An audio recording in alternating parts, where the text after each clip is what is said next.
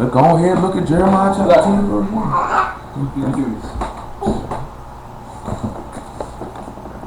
Okay, I already had them ready for you.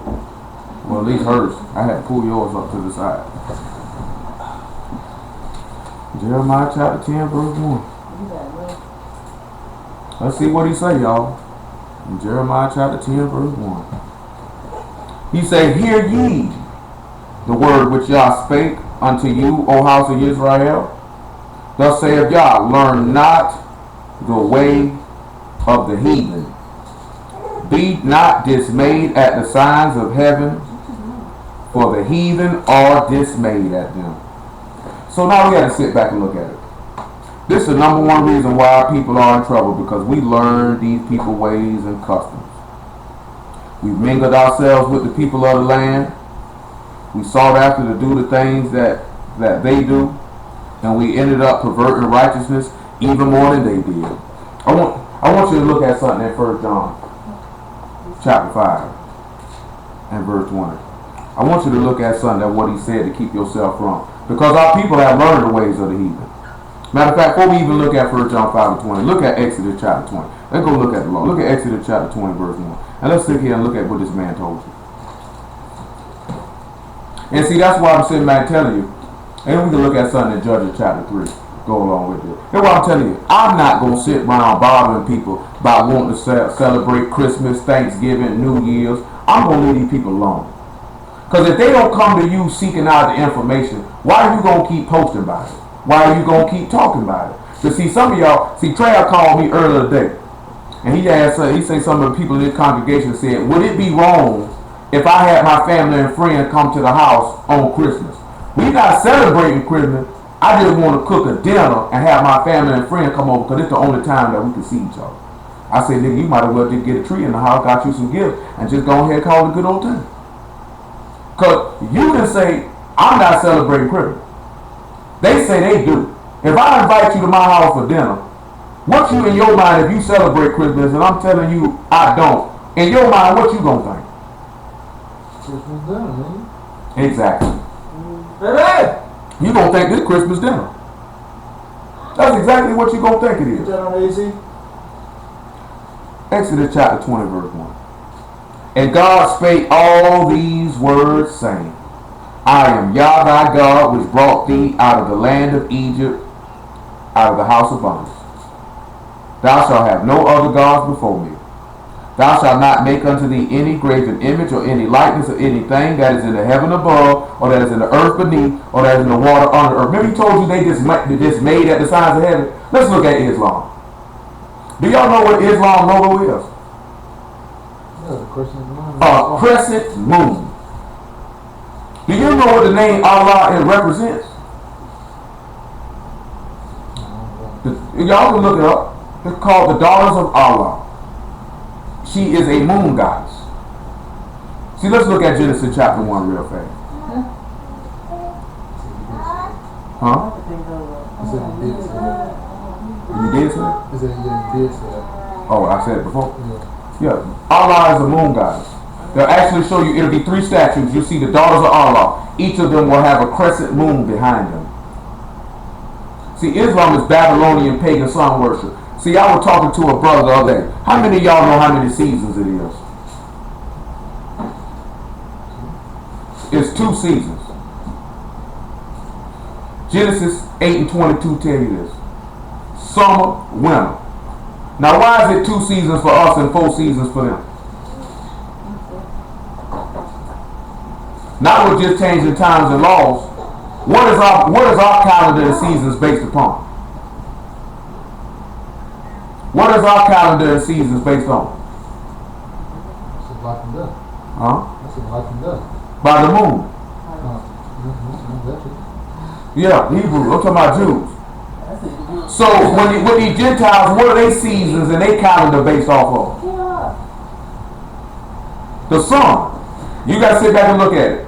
What this is, December 24. About 2-3 days ago, they had the winter solstice, and now it's officially winter for them. See, the solstice deals with the sun. See, they just made at the signs of the heaven because they worship the sun. You know what I'm talking about? So see, they have 4 seasons because they seasons change in 3-month increments. When spring solstice come around, that'll be March. See, they seasons changed by the sun. Y'all set it up 6 months summer, 6 months winter. It's 12 months in a year, half and half. We'll look at it and we'll bring this to remember. It's been a while since we looked at Genesis 8:22. I see we need to look at it right now. Genesis 1:14. Leah is amped up. Who gave her sugar? Look like somebody That's what I said. As soon as I said that, she ain't no little sugar. She went to hear the little babies run in a circle. Okay. She is amped up. Come on. Come on. And God said, let there be lights in the firmament of heaven to divide the day from night, and let them be for signs and for seasons and for days and years, and let them be for lights in the firmament of heaven to give light upon the earth. And it was so. And God made 2 great lights, the great light to rule the day and the lesser light to rule the night, and he made the stars also, and God set them in the firmament of the heavens to give light upon the earth, and to rule over the day and over the night, and to divide light from darkness. And God saw that it was good. Now this is what they see. They look at the moon and they worship it. But it's something been in my mind to show y'all as it pertains to this. So we might as well do it now. What y'all think this could be referring to? About these lights in the firmament being for signs, being for seasons.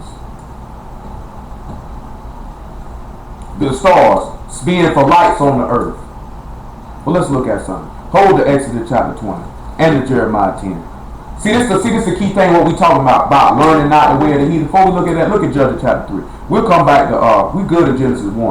Lord we'll get back to Jeremiah 10. We could drop Exodus 20. Y'all got the gist of it. Don't serve no other gods. Don't make you no likeness of anything in the earth. I was talking to the brothers about this the other day. Niggas got amped up to my Lamar Odom waking up to the truth because he had a t-shirt on with a black Jesus on it.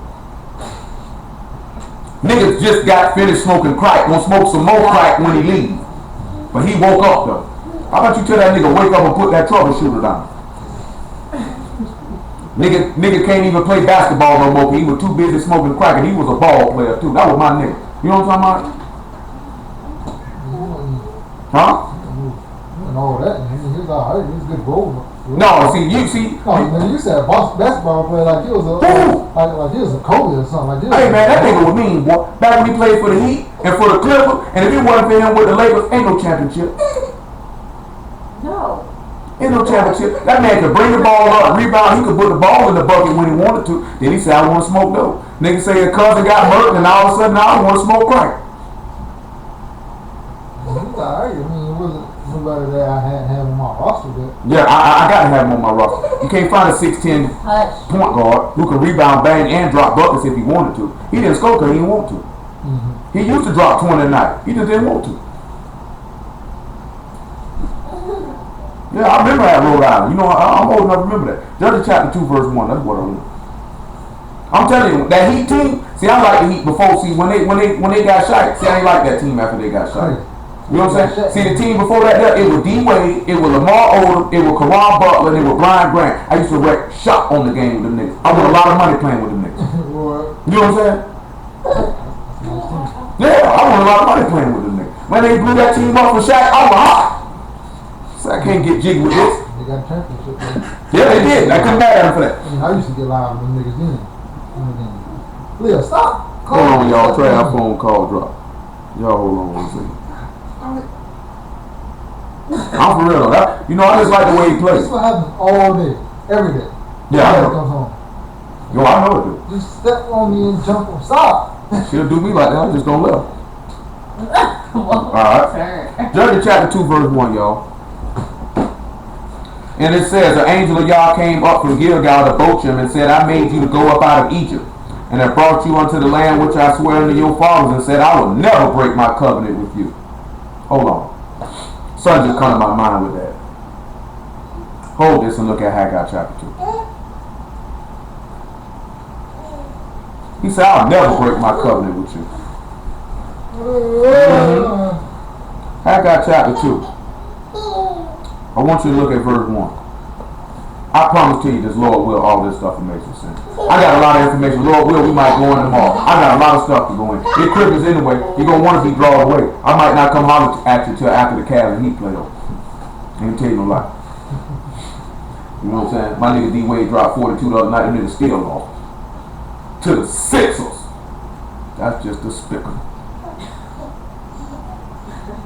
He said, in the 7th month, in the 21st day of the month, came the word of Yah, the prophet Haggai, saying, speak now to Zerubbabel, the son of Shealtiel, governor of Judah.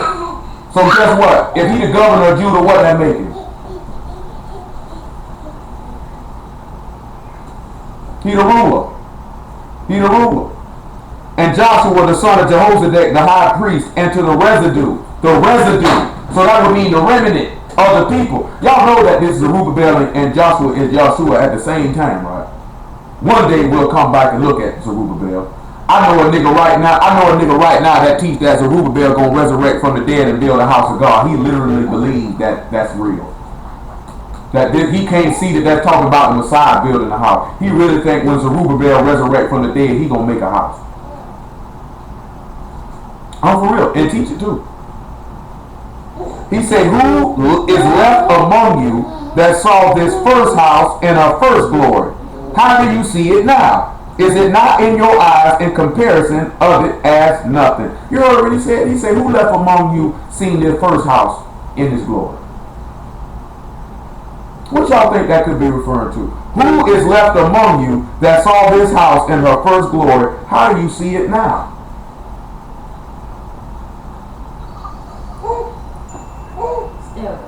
Let's sit back and look at those who seen that first house in their glory. Come on out here and look at 2 Peter chapter 1. 2 Peter chapter 1, about verse 13. What did Yahshua tell you in 2 John verse 15? We read about it last week. No, I'm talking about in John. I'm sorry, I didn't mean to say 1 John. I'm talking about John chapter 2 verse 15. The book of St. John, chapter 2, verse 15. What did he tell the people? Or verse 16, actually, where it started. He told them, if you destroy this temple, I'll build it up in 3 days, right? So that means they saw the first house in his glory being, remember he say in John chapter 1, verse 14, the word was made flesh as the only begotten of the Father, and we seen him in his glory. They seen the glory of the Son of God in the flesh. Then they seen the second house, because Zerubbabel them talking about building the second house. You know what I'm talking about? See, we read last week about Solomon them building the first house, right? Then when we actually look in Ezra chapter 6, when the king would tell them, let the governor and the elders be building on the second house, they were talking about the resurrection of Yahshua. See, that's a whole nother matter. Well, verse 13 of 2 Peter chapter 1. Make it 12. Wherefore I will not be negligent to put you always in remembrance of these things, though you know them, and be established in present truth. Yea, I think it meet, as long as I am in this tabernacle, to stir you up by putting you in remembrance, knowing that shortly I must put off this my tabernacle, even as the Lord Yahshua hath showed me. Moreover, I endeavor you that you be able after my decease to have these things always in remembrance. For we have not followed cunningly devised fables when we made known unto you the power coming of our Lord Yahshua the Messiah, but were eyewitnesses of his majesty. For we have received from God the Father an honor and glory when there came such a voice to him from the excellent glory, this is my beloved Son, in whom I'm well pleased. And this voice which came from heaven we heard when we were with him in the mount. So when we sit back and we look at it, and this man say, who is left among you that saw the first house in her glory, and how do you see it now? Let's look at Matthew 17 and 1. Come on now, Barry. You rolling up. I know the man that worked drunk balling. Barry talking about he got a co-worker talking about they making airplanes that you can't see in the daytime and that the man see angels. Bless his heart. He don't know no better. He probably drunk.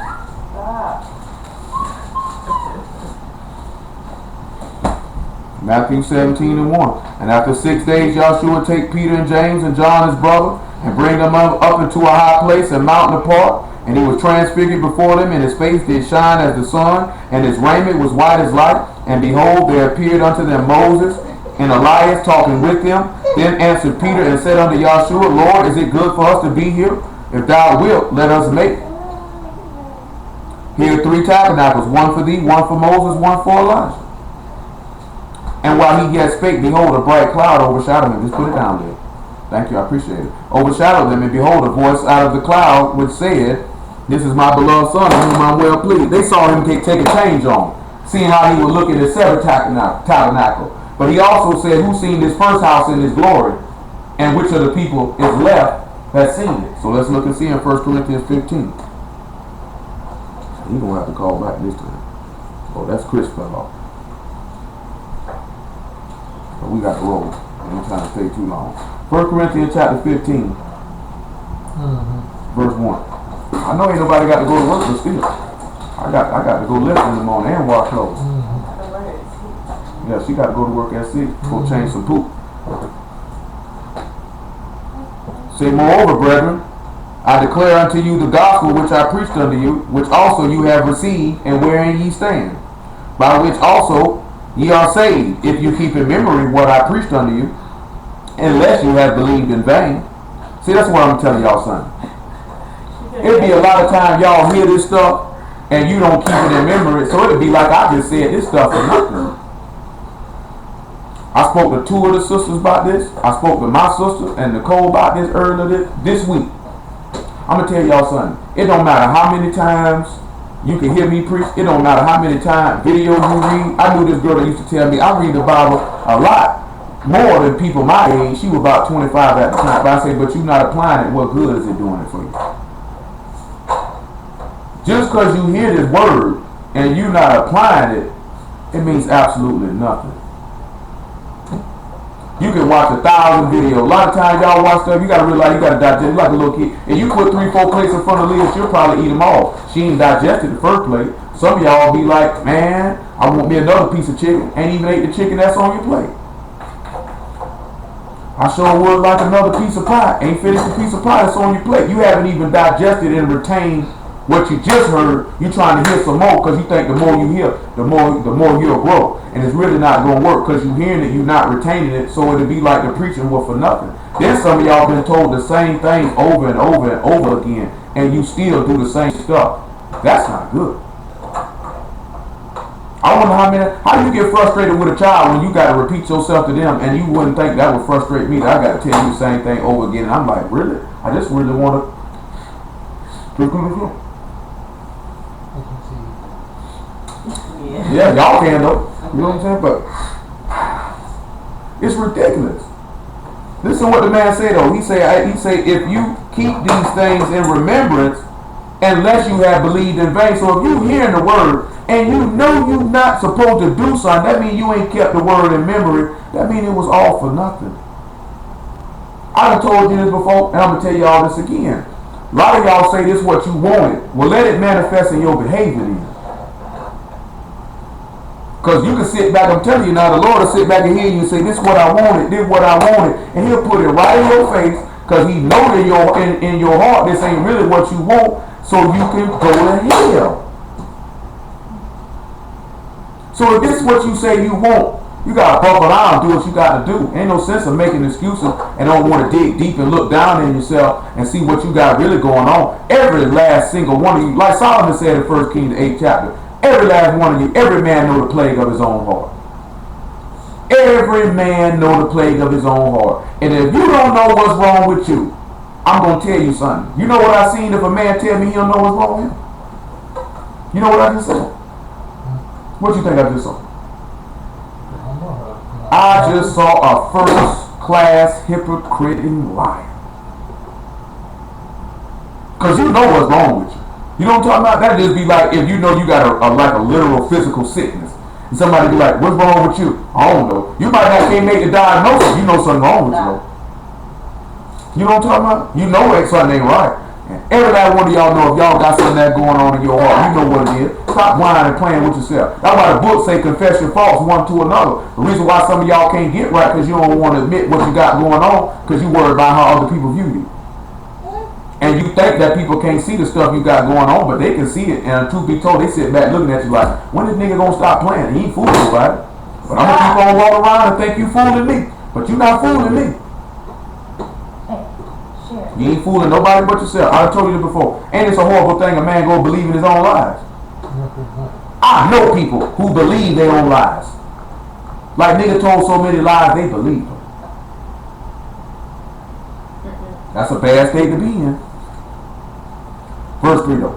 For I delivered unto you first of all, that which I also received, how that the Messiah died for our sins according to the scriptures, and that he was buried, and that he rose again the third day according to the scriptures, and that he was seen of Cephas, then of the 12, and after that he was seen of above 500 brethren at once, of whom greater part remain unto this present, but some are fallen asleep. And after that he was seen of James, and of all the apostles, and last of all he was seen of me, also as one born out of due time. So this man say, which one of y'all seen it in his former glory? In his first glory. See, they sat back and seen this man in his first glory when he rose from the dead. Now when you talking about seeing him in his second glory, then what that second glory is? Y'all go back to Haggai. What would be that second glory then? If they seen the glory of the house in his first glory, what would the second glory be? He says, who left among you saw that first house in her glory? How do you see it now? Is it not in your eyes in comparison of it as nothing? You think that glory when he returned won't be even as great or comparable as when they saw him when he rose from the dead? Because that's what we're looking for now, right? To see him come back in his second glory. Remember what John told you. We don't know how he yet shall appear, but we shall see him as he is, right? He said, who left among you saw this house in her first glory? How do you see it now? Say, we don't know what he'll be when he appears, but we know we'll see him as he is. He says, is it not in your eyes in comparison of as it is nothing? Verse 4. Yet now be strong, O Zerubbabel, saith Yah. Be strong, O Joshua, son of Jehozadak, the high priest. And be strong, all ye people of the land, saith Yah of hosts, and work. For I am with you, saith Yah of hosts, according to the word that I covenanted with you when you came out of Egypt. So my spirit remain among you, fear ye not. For thus saith Yah of hosts, yet once it was a little while, and I will shake the heavens and the earth and the sea and the dry land. I will shake all nations, and the desire of all nations shall come, and I will fill this house with glory, saith Yah of hosts. How did this man cause all the nations to come unto this house and he filled it with glory? We talked about how he filled it with glory last week. How did he fill his house with glory? Somebody talk to me, please, good grief. Not just in Zechariah. What did we read last week about this man talking about filling this house with glory? No, that's not it either. Thank you, Liv. When we look at 2 Chronicles chapter 7, verse 1 last, let's go and look at it because nobody remembers. Don't need, ask your mama to moisturize you. Your baby wants to be moisturized. No one will moisturize you at this time, Liv. They say your moisture level is sufficient. Let's look at 2 Chronicles 7:1 yet again. Now when Solomon made an end of praying, the fire came down from heaven and consumed the burnt offering and the sacrifices, and the glory of Yah filled the house. So what is this talking about, gentlemen?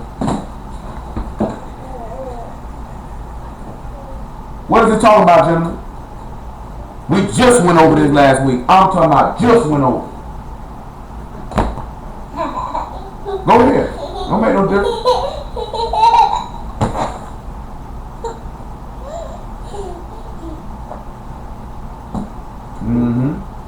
So when we look at John chapter 17, let's look at John chapter 17, y'all. He said he prayed, fire hit the burnt offering, glory filled the house. Hold on, oh Lord. What's going on, man? We rolling right now, Barry.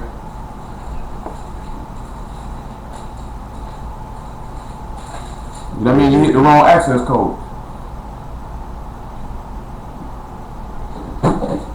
Yeah, you had to hit the wrong access code because everybody on here. And you're alright, you're on here now. You might as well just go on and say John 17. John 17. Let me get on around now. We look at John 17, chapter 1. Let's see what he said. These words spake Yahshua and lifted up his eyes to heaven and said, Father, the hour is come. Glorify thy Son, and thy Son also may glorify thee. So is he not praying right now, right? So let's look at John chapter 18, verse 1. When Yahshua had spoken these words, he went forth with his disciples over the brook of Cedron, where was a garden, into which he entered, and his disciples. So now he done finished praying, right? He done left off praying, right? Let's see what happened. And Judas also, which betrayed him, knew the place, for Yahshua oft times resorted hither with his disciples. Judas then, having received a band of men and officers from the chief priests and Pharisees, come hither with lanterns, torches, and weapons. Yahshua therefore, knowing all things that should come upon him, went forth and said unto them, Whom seek ye? They answered him, Yahshua of Nazareth. Yahshua said unto them, I am he.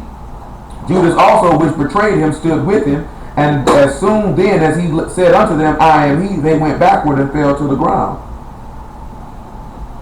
Then asked he them again, Whom seek ye? They said, Yahshua of Nazareth. Yahshua answered, I told you that I am he. If therefore you seek me, let these go their way, that the same might be fulfilled which he spake of them which thou gavest me, I have lost none.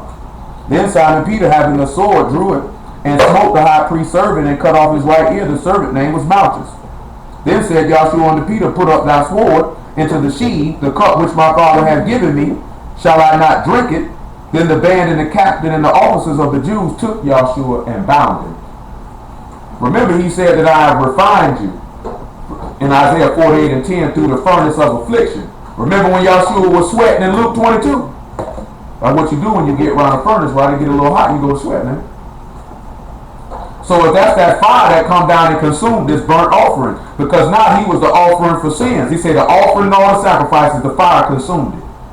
He was consumed with the fire or the affliction. Let's look at that in 1 Peter chapter 1, verse 4. Let's just back that up. Because you know what John the Baptist told you. He said Yahshua came to baptize you with fire. And the Ruach HaKodesh, that means affliction. That's why Paul told you, be a partaker of the afflictions of the gospel and be not ashamed of our Lord Yahshua the Messiah.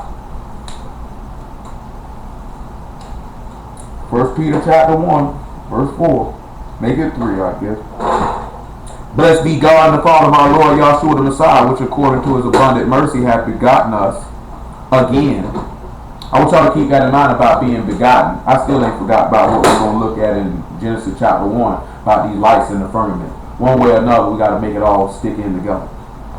Unto a lively hope by the resurrection of Yahshua the Messiah from the dead, to an inheritance incorruptible and undefiled that fade not away, reserved in heaven for you, who are kept by the power of God through faith unto salvation, ready to be revealed in the last time, wherein you greatly rejoice, though for now, for a season, if need be, you are in heaviness through manifold temptations, that the trial of your faith, being more much precious than gold that perish, though it be tried with fire, might be found in the praise and honor and glory at the appearing of Yahshua the Messiah.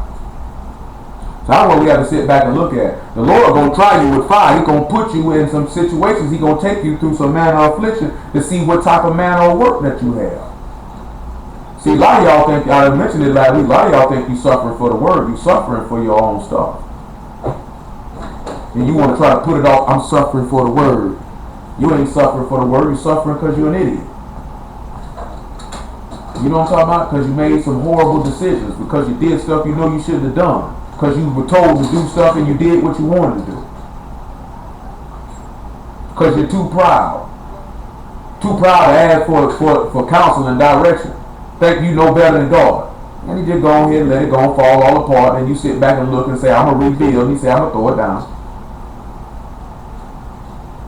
You know what I'm talking about? But some, your faith being tried through the furnace of affliction to see, can you come out pure on the other side? So if we sit back and look at it, we see Yahshua praying like Solomon prayed, and the fire burnt up the sacrifice, then how did the glory fill the house?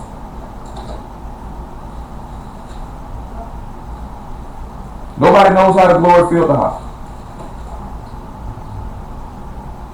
Now, one of you men on this phone know how the glory filled the house. Trav, you ain't got the answer because I just told you yesterday. But it's the fact that we just talked about this last week. It ain't even been 7 days.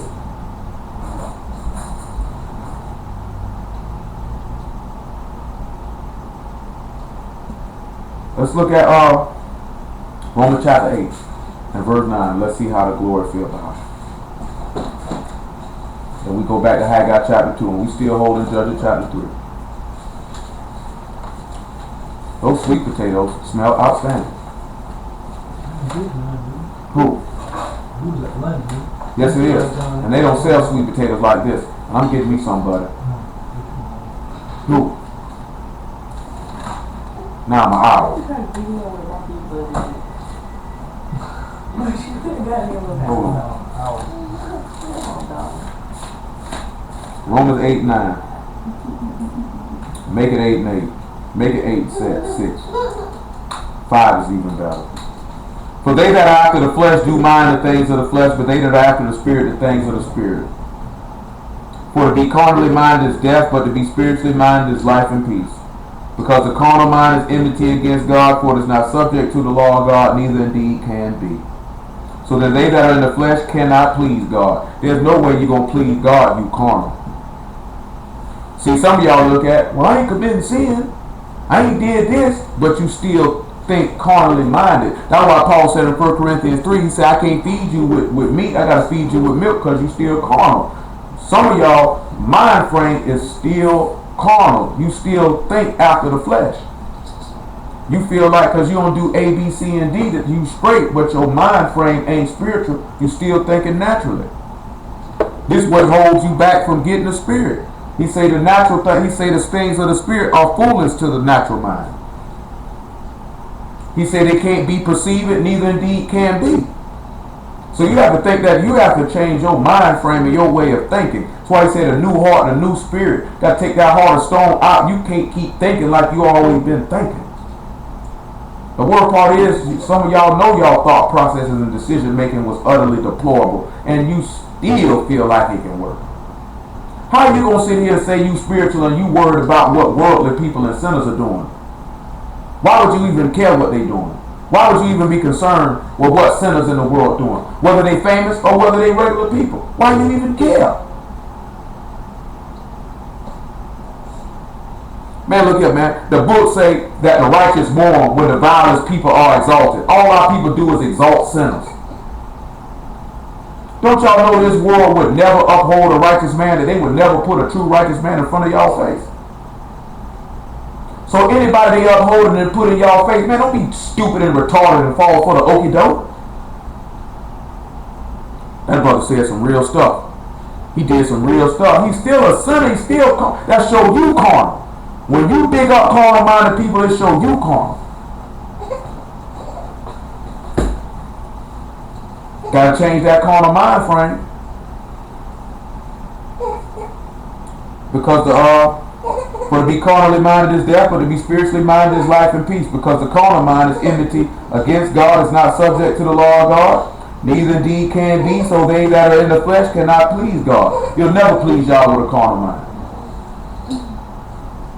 But you are not in the flesh, but in the spirit, if so be the Spirit of God dwell in you. Now if any man have not the Spirit of the Messiah, he is none of his. And if the Messiah be in you, the body is dead because of sin, but the Spirit is life because of righteousness.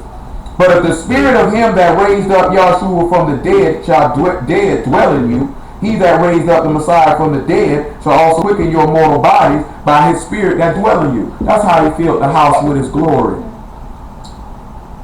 1 Timothy 3:16. Y'all supposed to know Yahshua is the house. If he filled the house with the glory, the first thing supposed to come in your mind is the Spirit. Right now, what's the word I'm looking for? I'm highly disappointed that none of y'all knew that. And we just went through this last week. It ain't even been 7 days.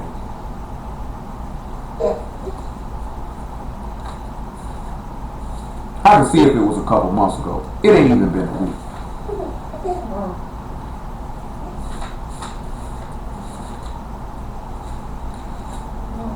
And without controversy, great is the mystery of godliness. God was manifested in the flesh, justified in the spirit, seen of angels, preached unto the Gentiles, believed on in the world, received up in the glory. That's how the glory filled the house. Look at back to Haggai chapter 2. Remember, he just said, I made a covenant with you that my spirit would remain with you. I wouldn't depart. He was telling you then, I'm going to send an eternal spirit that will dwell with you forever. But see, we rather learn the way of the heathen. See, you thinking you ain't learned the way of the heathen, but you done learned it because you feel like you can serve God how you want to. Not how he told you to, but how you want to. You think how the heathen think. You just made at the signs of heaven. Man told you everything that was going to happen before he get back here. And y'all act like y'all utterly amazed. Utterly amazed. Stuff going on in the world, you act like you're utterly amazed. It's on tape. It's on tape. Not right now. Not right now. That ain't nothing against you, just not right now. I'm kind of frustrated right now that nobody knew this, and we just went over this last week. So when we look at verse 9, the glory of Haggai chapter 2, the glory of this latter house shall be greater than of the former, saith Yah of hosts. In this place will I give peace, saith Yah of hosts. We just seen that the man said to be spiritually minded is life and peace. If we abide in the Son and the Son abides in us, then we would be dwelling in this house and we would have peace, right? Because we would have rest. That glory of that latter house is the Son raising from the dead, which means we would have that same glory because we would be raised in his likeness, right? We told you in 1 John 3, 1 John 3 and 1. Lord, have mercy. That's what I be talking about. Y'all hearing the stuff, but you not retaining the information. You can't get so overjoyed learning something new and you not retaining, because if you ain't retaining it, there's no way in the world you can apply it because you don't really remember it.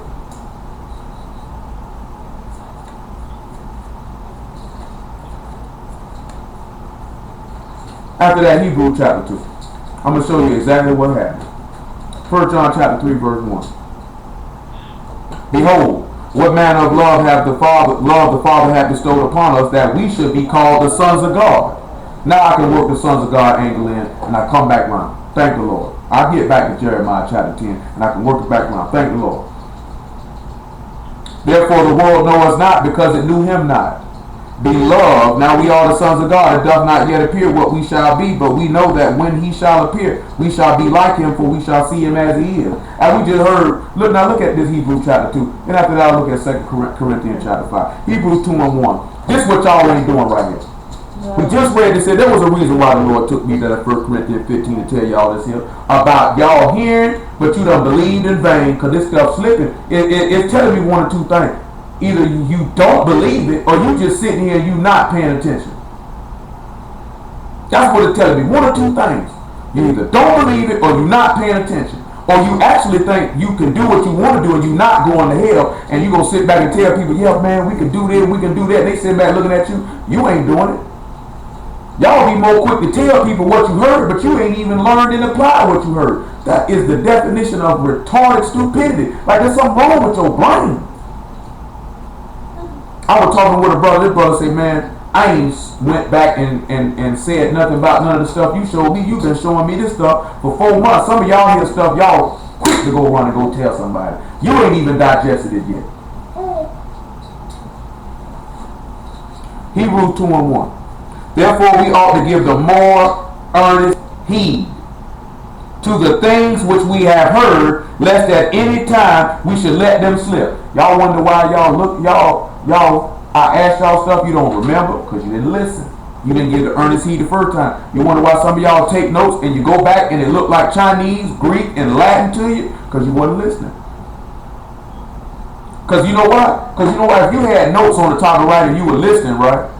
And you read that first verse and maybe that second or third one, because you took the more earnest heed, it would begin to stir in your mind and you would remember what was going on. What do you say? How many of y'all agree with that? But if you ain't gave the more earnest heed and you go back and look at it, what it's going to look like to you? I don't know what they're talking about.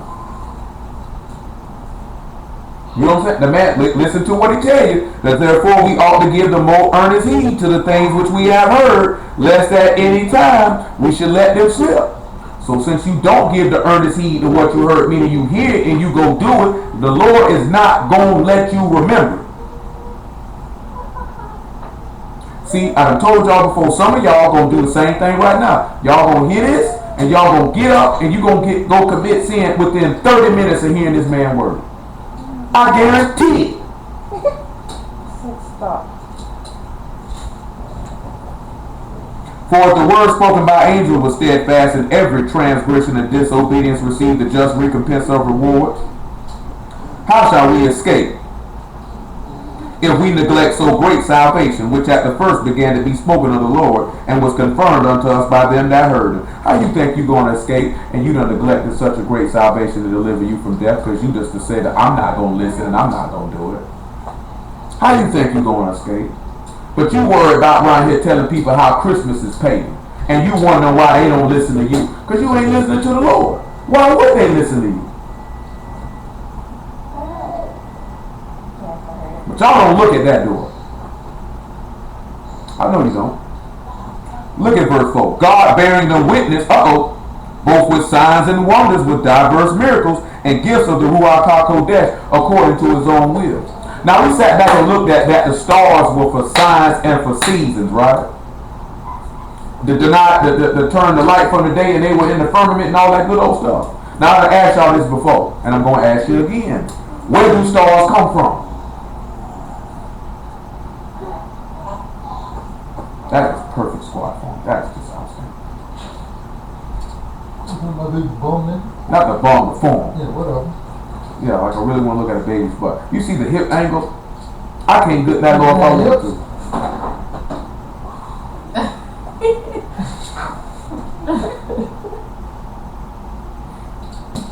If I wasn't a man of integrity, I would cut your testicles off and hand them to you. Homosexual. You call it homosexual all you want. Yeah. Or do you like the Mexican do? Cut your tongue and your nuts off and hand them to you. But where do stars come from? I just told y'all this. Where they come from? They come from the sun. So that means we want to emanate from the sun, right? So that we can become what?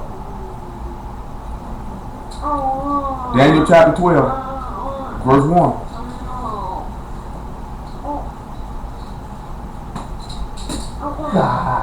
He said that these things were for signs and wonders. After that, we'll look at Isaiah 18. I ain't forgot about 2 Corinthians chapter 5. It's probably folded up. That's your baby.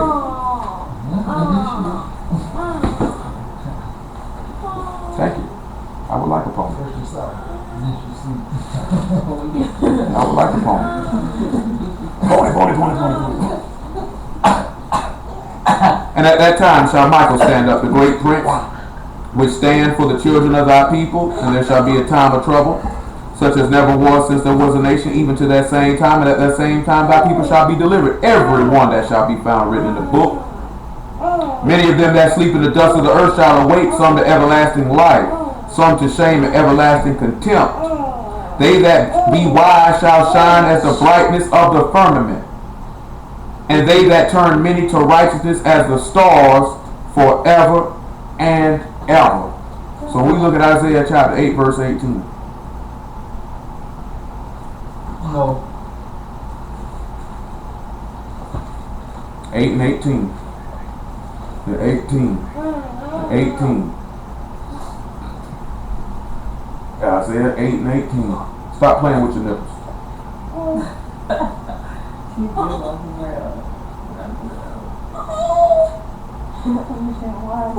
Behold, I and the children whom y'all have given me. Then we just read in John, he said, I haven't lost any that you gave me. Are for signs and for wonders in Israel. From y'all host, which dwell in Mount Zion. This little girl really want to do that, don't she? John chapter 1, verse 12. Our desire is to become the sons of God, that we might shine as lights to the world. A lot of y'all don't want to shine as lights. Your light dull. You ain't got no light. So you want to talk about being a son of God, but you don't actually want to be one. Because if you were one, there's no way on God's green earth that y'all would invest the time and energy in the stuff that you do. That you would invest time and energy in the people that you invest them in. You completely carnally minded, wanting to be spiritual, and can't wonder why you can't get over the hump. What's that nigga's name in life? Who Bokeem Wood? Can't get right. That's what his name was. And that's some of y'all. You can't get right. I mean, this stuff bigger than just be like, oh, we get to hear the word. Man, how you sit back and you be like, man, I get to hear the word, you happy with that, and you not happy with this really opportunity for you to save your soul. You neglecting such a great salvation because you not listening. You intent on just wanting to be a part of something instead of saving your soul. That's carnal way of thinking. That's why some people, ain't no way in the world anybody should be doing the same thing over and over and over and over again, and the man done showed you that is wrong. You know what I'm talking about? After a while, it got to come a process of time where you just realize, like, hey man, I got to be dumb or I'm just extremely disobedient. Come sit here and tell you something. I just told y'all this last, didn't I just say this last week? That this man know each and everything that y'all be doing. He know each and every solitary thought in your mind. He told you that in Ezekiel. Didn't he tell you that in Ezekiel? I know every thought that come in your mind. That man say, my eyes are upon the children of Israel, and I see every work that you think you work. I don't, hold on. Good grief. Now I told y'all this before, and I'm going to tell you again. I done said it on numerous occasions. Numerous occasions. I ain't got to be right to know what you're doing. The Lord will trouble my heart and let me know what you're doing. And he'll give me a specific word. He ain't got to tell me with the person. Somebody got to take that speakerphone off. He's not going to tell me, oh, this person doing this or this person doing that. He might let me know that if I got to tell you something directly. But he'll give me a word specifically to let you know you going to hell. You know what the saying is, when somebody say something, you be like, is you talking about me? Hit dog holler. If a name ain't put on it, hit dog holler. I'm going to tell you, my lady did it one time. We went in on her word one time before she moved down here. You know what I'm talking about? She was so mad. I feel like you were talking about me. I said, so you really thought that I was preaching the word, I'd be talking about you, and you ain't know me well enough to, nigga, I would call your name out if I was talking about you. How many times if some of y'all did something, somebody done something, I called their name out? So if you know you done did something, and you know that I know you did it, you better believe I will call your name out. I ain't got no problem with that. I will call you out. I'm from Duval County. I have no problem with that. I'll let you know. Remember when I was in the car talking to Brandon, and that nigga was sideways, I'm letting you know. Now I'm talking to you, nigga. But if I speak a word, that means the sword fall where it may. All right. Now get what? Some of y'all on here ain't carnal minded, but a lot of y'all are. What are you doing? And you know you are. And you know you are. And just being honest with you. And y'all ain't got enough sense to know the man trying to save you. The man say, as many as I love, I chasten and rebuke, therefore be zealous and repent. But y'all ain't got the passion to repent. You got the passion to sin and be disobedient and unlistening. But you know what you want to do. It's your life. John chapter 1 verse 12. Make it 9. I'm tell you something, we ain't here to hurt you, we here to help you. But if you want to fight against your own help, just make sure you get to the front of the line when it's time to stand before that throne of judgment. Just make sure you get to the front. Man, and best believe, I will vouch for you and let the Lord know. Yes, they ready to go to hell, sir. They are prime, confident, ready. They want their ticket, they ready to go. You want to go to sleep? Make it 8. He was not that light, was 7. That was 6. There was a man sent from God whose name was John. The same came for a witness to bear witness of the light, that all men through him might believe. He was not that light, but was sent to bear witness of that light. That was the true light, which light every man that come into the world. He was in the world was made by him, and the world knew him not. He came unto his own, and his own received him not. But as many as received him, to them gave he power to become the sons of God, even to them that believe on his name, which were born not of blood, nor the will of the flesh, nor the will of man, but of God. John chapter 12. So he said those that believed on his name, he gave them power to become the sons of God. Let's see. Because he said, these are the children which you gave me. He said, those that you gave me, I ain't lose none of them. He said, the son, he said, the children I got, they for signs and seasons. I'm sorry, John chapter 16, not 12. Pardon me. John chapter 16. Make it 24. Make it 23. He said, in that day you shall ask me nothing. Truly, truly, I say unto you, whatsoever you shall ask the Father in my name, he will give it to you. Hitherto have you asked nothing in my name. Ask and you shall receive, that your joy may be full. These things have I spoken unto you in Proverbs, but the time come when I shall no more speak unto you in Proverbs, but I shall show you the plainly of the Father. At that day you shall ask in my name, and I say not unto you that I will pray the Father for you. For the Father himself loved you, because you have loved me, and have believed that I come out from God. I come forth from the Father and come into the world, and again I leave the world and go to the Father. His disciples said unto him, Lo, now speak thou plainly, and speak no proverb. Now we are sure that thou know all things, and need not that any man should ask thee. By this we believe that thou come forth from God. Came forth from God. So this said back and show they believed on his name, right? So that means they were able to become the sons of God. So that means they would be for signs and for seeds. Because he said he was for signs too. He said, I and my children. So when we look in John chapter 20, John chapter 21 verse 30. Let's see what he said.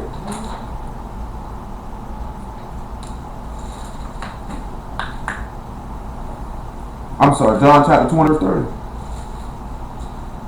And many other signs truly did Yahshua in the presence of his disciples, which are not written in this book. But these signs, but these are written, that you might believe that Yahshua is the Messiah, the Son of God, and that believing you might have life through his name. So if you say you believe, then you should get life.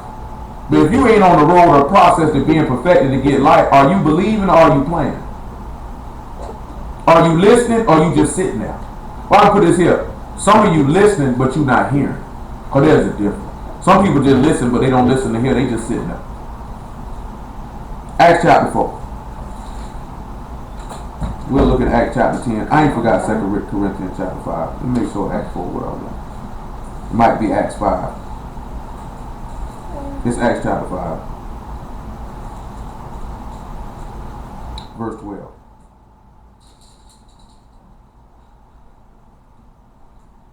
And by the hands of the apostles were many signs and wonders wrought among the people, and they were all with one accord in Solomon's porch. And the rest durst no man join himself to them, but the people magnified them. And believers were more added to the Lord, multitudes, both men and women. Insomuch that they brought forth the sick into the streets and laid them on the beds and couches, that at the least the shadow of Peter passing by might overshadow some of them. There also came a multitude out of the cities round about unto Jerusalem, bringing sick folks, and them which were vexed with unclean spirits, and they were healed every one. These men were for signs and wonders. Ain't that a wondrous thing to see a man getting healed who couldn't walk, spirits getting cast out, and these would be signs. And we know that each of these signs, Yahshua did all of these things. See, that's why, remember we dealt with this a while back. Yahshua is for signs and wonders. Everything in the scripture was for a sign. All these people missed the sign, because he said the stars were for signs and for seasons. That means the sons of God are for signs and for seasons. And for wonders. And also for you know the times in the season. You're supposed to see these people and know these are the sons of the living God. When somebody see you, do they see a son of the living God, or they just see somebody who just living? I'm just here. I don't celebrate Christmas, but I disobey everything else though. I'm gonna tell y'all something. I done told y'all this before, man. Y'all don't want to be like them other Hebrews, man. Them niggas been berating these people for a month and a half, 2 months straight about this here. Life in total disarray. And you think you doing something because you telling somebody that Christmas is pagan. But yet you got all this other idolatry you got going on because you stubborn. You worrying about them putting the tree up in their house, but you stubborn? No. How are you any different than them? You might have well had your tree and was out there at Best Buy on Black Friday to cop some gifts. Stop. You might well be having you some eggnog. How are you any different? But you look at it, I don't celebrate Christmas, I don't worship idols. But you do what you want to do though. Even after you hear the word, you still go do what you want to do. Stop. But you gonna talk about somebody because they want to say, oh, Christmas tree. Nigga, what is eggnog? Some type of drink that people drink on only around this time of year. Yeah, I know that. I've never had it. I don't know what it is. Anybody know what eggnog is? I have no idea. No? I never Never drank it? My mom loved it. It's milk and eggs, and I think they mix it with liquor. Yeah, Yeah, I my know mom they mixed get drunk off it. that. Milk and eggs. And liquor. Yolk. Eggs, milk, and hard liquor. My mom drank it. That is really nice. Yeah, I know that for looking. You know what I'm saying? I know it gets drunk. Milk and eggs? So who? That's extraordinary. You just sound like something I ain't never. They use it for taste, he said. You just sound like something I ain't never. Chaser, they use it for chaser. Okay, I thought you said taster. He said for chaser. You just sit back and look at it. They got a chaser. a Christmas tree in the house, ain't nothing but a big old bull penis. Got a reef on the front door, ain't nothing but a big old vagina. So they use eggnog as the chaser. That's the chaser. Or do they use the liquor as the chaser? Some people, I think some people drink eggnog straight. Yeah. Yeah. Like, if you buy it out the carton. You buy it out the Real carton. creamy. And you know what? And they only drinking it because it's Christmas time. Niggas say, how come you don't drink eggnog the other 11 months out the year? It's in the store. It's in the store. You know what I'm saying? Everybody wear their little ugly sweaters. Got their little Santa hats on. And you like this here, I don't participate in no pagan holidays. But you a pagan in your heart though. That's 50 meat. Yeah, that's how the nigga be looking. You go to some of the Hebrews, you talking about, you celebrate Christmas. I don't celebrate no Christmas. Don't you know that's pagan? That's Nimrod. Mess with that stuff. That's sun worship. That's saturnalia. I'm a Hebrew Israelite. Don't do none of that. You turn around and go beat your meat. Around here get drunk. Tell lies. You know what I'm talking about? Watching football games on the Saturday. You know what I'm talking about? Some of these niggas blowing booty. Talking about a marriage bed can't be undefiled. I can do anything with my wife. Songs of Solomon say I can eat vagina and blow booty. I'm just an influencer. I work on the Sabbath. It's lawful for to do good on the Sabbath day. I gotta go to work. See, that work is good. Because Mr. Boss man said so. Cause the boss man, cause Massa said so. I'm gonna protest about Massa killing my people, but I'm gonna clock in on work Monday, Saturday afternoon though. But I'm a Hebrew Israelite. But see, I'm in captivity, brother. I gotta work on the Sabbath. I don't celebrate no Christmas. Why you coming at me with that? Just like you.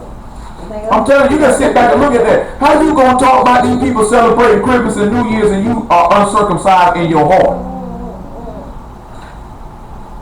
How you different than the people of the land? You tell lies like them. You steal like them. You unjust like them.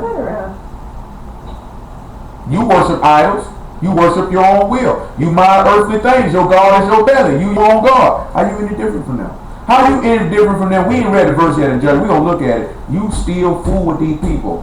I'm gonna tell you something. I was talking to the brother Travis about it earlier. He could vouch for it. Man, I would never tell nobody. Have I ever told you don't go see your mama or your dad or anybody like that? I ain't never told you that, but I know this here. If they live in contrary to God's word, why would I really want to see them? What do I have to talk to you with? Man, I love my cousin. We 9 months apart. And my cousin know I ride for her. I don't holler at her, nothing personal. Not on the same type of time. I ain't seen her in a good little minute. Don't mean I don't love her. You know what I'm talking about? Don't mean I don't love her kid. I like to see Sean right now. I know if I see Simone right now, she gonna talk my whole head off. She probably got a multitude things. She probably done told her mama 1,000 times, but it'd be the first time she told me, and she gonna tell me every word of it too. But I don't go around now. I ain't trying to go to family functions and gatherings. For what? They'll be like, what's wrong with that nigga? He in his room. He don't even come out here. I don't want to talk to you.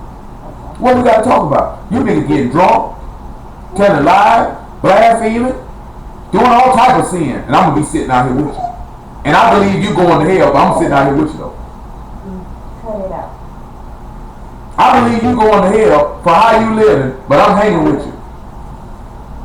That'd just be like, I don't sell dope, but you ride with a nigga who do, but you don't sell it though. Yeah, full road. That's just like a woman talking about, I ain't no hoe, but you hang with them though. So I know your vagina open like 7-Eleven too. I mean, but you gotta be honest with it though. If you not a hoe, why would you be with other hoes? Like, if you're not a hoe, why would you choose whores for friends to hang with? If you're not a thief, I'm telling you something, we was in the street. If you wasn't a killer, you couldn't be around other killers, because they don't want you to kill somebody so they can trust you. To know that you can keep your mouth closed.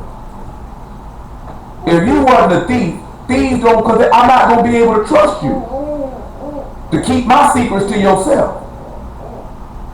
You know what I'm saying? If you see me splatter nigga brain, I know you'll splatter nigga brain, I know you won't tell on me.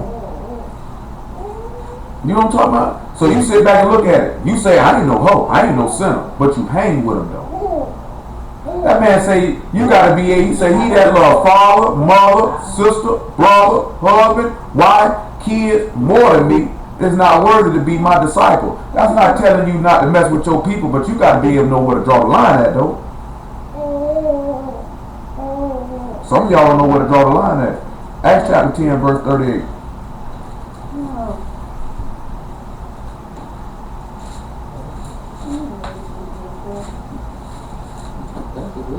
Make it 36.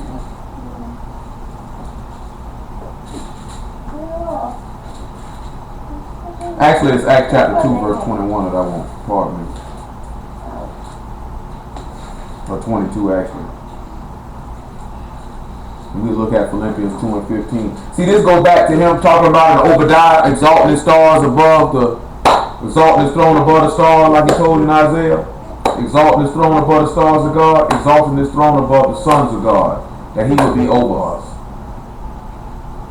And if we want to be the sons of God, that means we're going to have to make a change. And we want the glory of our latter house to be greater than the glory, because God making us in this flesh is glorious all in itself. He said we're fearfully and wonderfully made, right? That's what the word say right in Psalm, right? That's a glorious word. Me just reading this personal training book, y'all. Just the stuff, how this man is formulated and made the human body is a wonder in itself. Stuff I ain't even know the human body could do. You know what I'm talking about? How this man, I ain't even read but 2 chapters yet. There's a lot of stuff in there. You know what I'm talking about? About neurons and all that type of stuff. Some of this stuff you done been unheard. Just how he made the bones put together, how they got in the work. How he got the joints that got its own lubrication like a car engine. Like how he made the body naturally lubricate itself. You know what I'm talking about? You know what I'm saying? Just how he say how the bones, how there's certain things in the bones that shoot off to be able to cause the bones to grow. And then the bone know what to do once it done reach full maturity, don't grow no more. Or the fact that if you do certain things to the body, it causes the bone density, it causes the bones to grow to be able to withstand extra stress. That's a sign and wonder. That's glorious all in itself. Now we sitting to look off to put off this glorious tabernacle to put on a greater one, and we sitting around here not paying attention, not giving more earnest heed, neglecting such a great salvation. But hey, it is what it is. Acts 2 and 22.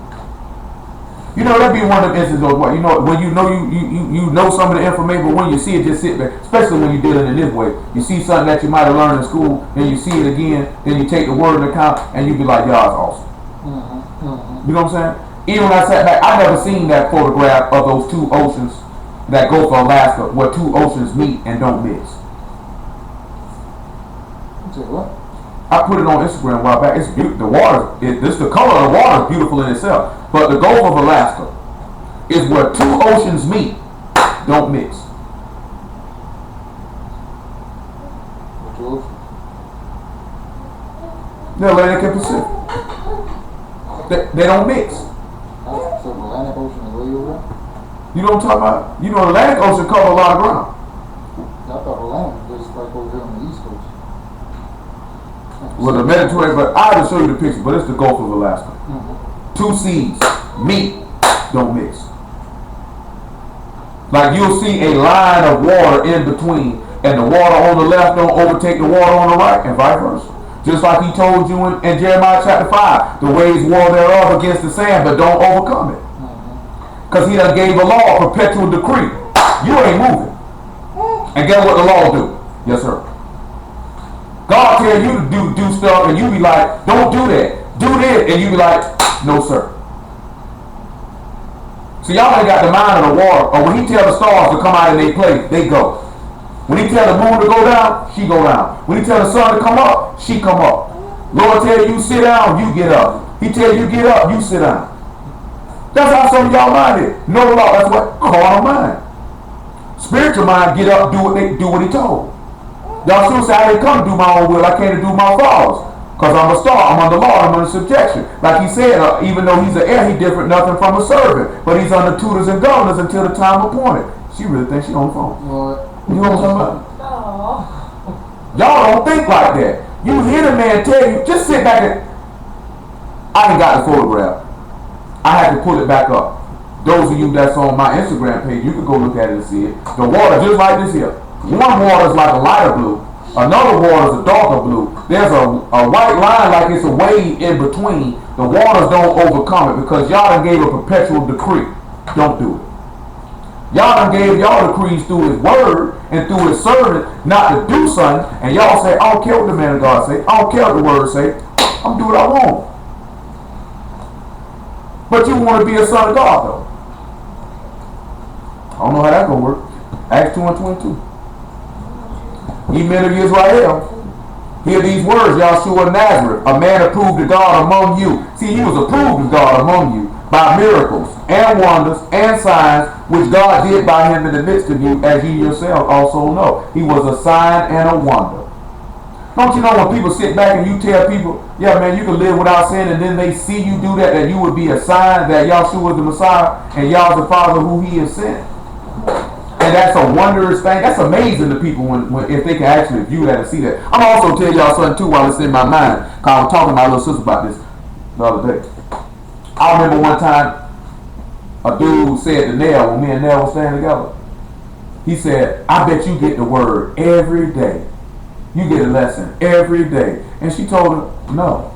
And I want y'all to know, I wouldn't mind if some of y'all want to be, do I can bear with it because do I sit around and just be preaching Bible everywhere we go all day every day? I know, contrary to popular belief that may be in some of y'all minds, that if you was around me that you think that I would just break out into a sermon in the middle of the store. Or while we ride down the street. That's not going to happen. I mean, like, it just comes out like... It'll come out like it was a conversation. Yeah. But you know what I'm saying? Like that. But there's many times that we went to go play basketball. Nigga, we play basketball. You think you a heathen. Well, you... I get a shot. I can't. I think it was a shot. Stay doing it. I get upset with myself. Because I don't supposed to go in the hole. You know what I'm talking about? Yeah, man, that nigga... The straight heat. You know what I'm saying? I'm talking about, especially an open jump, a shot you know you can make. He got to go. I'm talking you stinking more. I'm just saying, am I what I said over here? I'm just telling you. But I know some of y'all think that. Because I know that, and the reason why I know why some of y'all think that, because people used to say that to Nell. And I know the average person think if somebody preached the word, that's what they do all day, every day. But it's not. And I'm also going to tell y'all this now. I got something that I'm studying for. If you ain't got a dire reason to be calling me, don't be calling me. Because I ain't going to be able to study it, and you niggas just calling me with this miscellaneous stuff. That go for you too. Nigga. I'm just letting you know now. I'm just letting y'all know ahead of time. I'm just letting you know ahead of time. But she wanted to call. I did. I told you. I'm going to call myself. I know you do. Don't do it. She wanted you to at least say, hey. You know what I'm talking about? I'm trying to work right now. At least say good morning. Something. You know what I'm talking about? I'm just letting y'all know though. But all serious, all jokes aside. But I'm also serious about that though. You know what I'm saying? Don't just be calling me, man. Right now I'm trying to do something right now. And I'm on the time and I'm on the clock with it. You know what I'm saying? I don't mind if it's something serious. But if it's something that can wait, you don't be calling me with all that nonsense, man. Be like, you know, I did want to ask you something. And at least if you calling me to ask me something, get to the point. Don't take 30 minutes to go and get to it. Just get straight on to it. I took 30 minutes to get to it. Yeah, don't do that. But you wasn't doing nothing. No, but I thought you were just calling this be calling because we share the same blood. But but y'all hear me though? I just want y'all to know that. Please don't think if you around me that all of a sudden I'm just gonna break out into get your Bible open. Luke 22 verse 17. That's not what happened. I'm gonna let y'all know that. You know what I'm saying? I'm gonna let y'all know that. My sister and Dwight can tell you, they've been around me enough to know that. Check out mine. And also told me that you know that y'all can do stuff that might not necessarily, if it's a sin, I'ma tell you. But some stuff I ain't gonna say nothing. I'ma just sit back and look at you and be like, I'm gonna file that away. I see part about your character. I might let you know later on down the line, but I'm gonna just sit back and watch you. Cause I might have to live with you. I'm gonna let you know, get that stuff right before I gotta put you out. Do you like Dino? Put you right out there on the front porch with a little bowl. You sit out here till the sun come up. I'm telling you, that's what she's gonna be doing. Come on, Philippians 2:15, y'all. No, I remember that cause Anthony called me to I bet you get a word every day. She was like, no. I mean, like I say, man, it'll come out. But it ain't what y'all thinking. I know how people think. It ain't what y'all thinking. Please don't think I'm just walking around preaching all day every day. I do have other things that I can talk about, you know what I'm saying? What? Y'all hear me? Y'all act like y'all dead or something.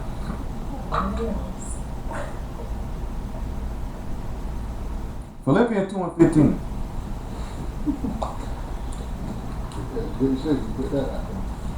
Yeah, that was in my mind. I forgot. That's in my mind. I'm gonna go ahead and say it. Niggas, stop calling me. I'm getting tired of hearing y'all.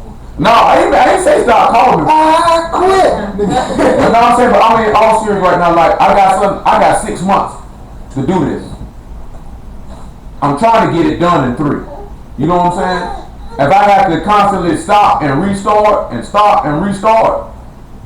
I ain't gonna be able to get done in the time frame sufficient. I'm trying to take this and pass it the first time, be done with it, get my certification. So I do what I gotta do. Hold on, guys. We can hear your whole conversation. You know what I'm saying? That's what I'm telling you. Y'all just got to bear with me right now, cause I can't tend to every small matter and get prepared to preach the word and do this right here. I can't do all of them now. Last time I checked, I am a man. I'm not a robot. My mama don't think so it don't matter what you say. That is not a face on my mother's world. Hold on, hey, go on, put your phone on mute, cause we can hear all that. Philippians 2:15. That you may be blameless and harmless, the sons of God without rebuke, in the midst of a crooked and perverse generation, among whom you shine as lights in the world. It's time y'all actually start shining as lights in the firmament. Why don't you give light to the world? Dr. Yahshua told you, let your light shine before men. Let's look at this 2 Corinthians chapter 4. Let me see if it's chapter 4 or 5 I want, so we can get back to what. It's chapter 5, verse 1.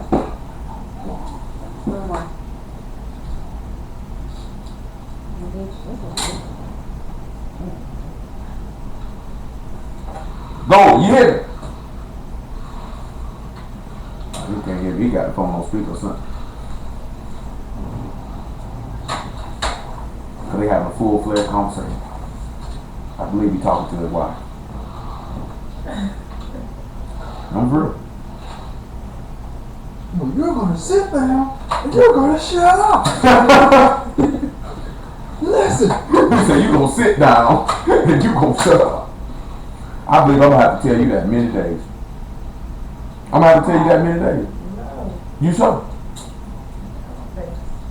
I ain't see. Yep, that's the prime example. Yeah, I'm gonna tell you that many days. No.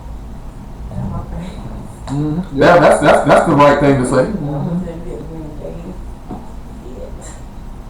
That's wrong attitude for you.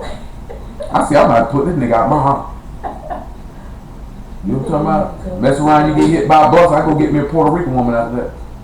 Maybe an Asian woman. Wow. 2 Corinthians chapter 5 verse 1. You might put you. Maybe a Dominican. So you ain't like that, did you? No, I want the house smell like puppy. Straight on that. I'm straight on that. You know what I'm talking about? 2 Corinthians 5 and 1. We were just talking about that earlier today. That's real talk. You go anywhere in America, I guarantee a nigga tell you that. It's not over there. He said, for we know that if our earthly house of this tabernacle were dissolved, we have a building of God, a house not made with hand, eternal in the heavens. That's how the latter house was greater in glory than the first house. Because the first house was made with hands. So you're not realizing that first temple that was constructed was showing you the framework of Yahshua being made with hands. But then he come and raised from the dead, he made without hands. So how you going to get the glory of the latter house and you still carnal? How you going to get that? You got to sit back and think about what you're doing, how you're living. Kodesh said he almost lost his job breaking out little sermons all the time. You got to learn some stuff. See, that's something the Lord taught me early. Timing. Got to know when to go in. Got to know when to hold your peace. You just can't just drink out in the word with people in any situation or circumstance. Just go telling people stuff. See, some of y'all got to know when to close your mouth. But some of y'all don't know how to do that. I don't think he can hear. He can't hear. If he ain't hear me, he ain't gonna hear you. I don't think he near the phone. Can't be. I'm just sitting there telling you. Yeah, when I said it to him, he didn't hear me.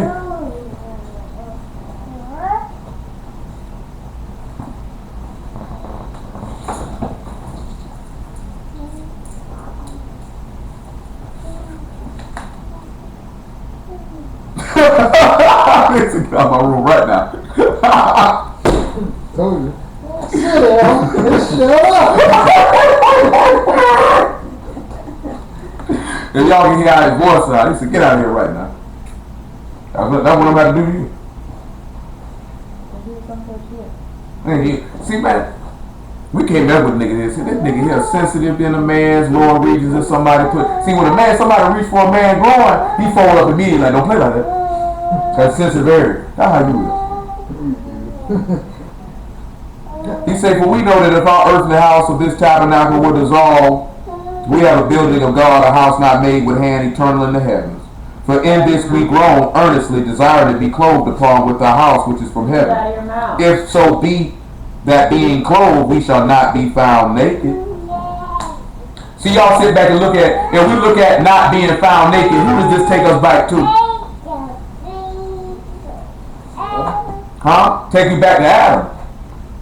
And we know that Yahshua covered that transgression. So the Ruach should leave you covered. Your shame shouldn't be seen. But some of y'all shame is still seen because you still carnal. If you was to put off this tabernacle, you ain't putting another one on. For we that are in this tabernacle do groan, being burdened. Not that we might be unclothed, but clothed upon, that mortality might be swallowed up of life. For the only way we're going to be able to get rid of this death is to put on life. And the only way we're going to be able to do that is if we hear this word, retain this word, and follow it. That's what some of y'all problem is. Y'all hearing it, you not retaining. Or you retaining what you want to retain. Come on back to Judges chapter 2. I think we threw in Haggai. But you see, he covenanted with us. See, when we sit back, we came there because he said the covenant that I made when I brought you out of Egypt. And you sitting back looking at that Yahshua is that new covenant that was made when he brought us out of Egypt, out of bondage, out of sin. Look at Matthew 26 just to make that official. Matthew 26 and 28.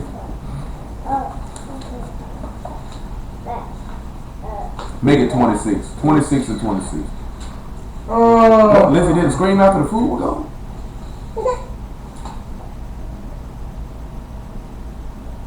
She said, I'm good. And as they were eating, Yahshua took bread and blessed it and brake it and gave it to the disciples and said, take, eat, this is my body. And he took the cup and gave thanks and gave it to them, saying, drink ye all of it, for this is my blood of the New Testament, which is shed for many for the remission of sins. Now that first Passover lamb blood was shed to bring us out of captivity. He said, if the Son shall make you free, you shall be free indeed. Now this man done shed his blood to free you from captivity according to the word with the covenant when he brought us out of Egypt. His spirit remained. John 7 and 37. After that, Colossians chapter 1 verse 26.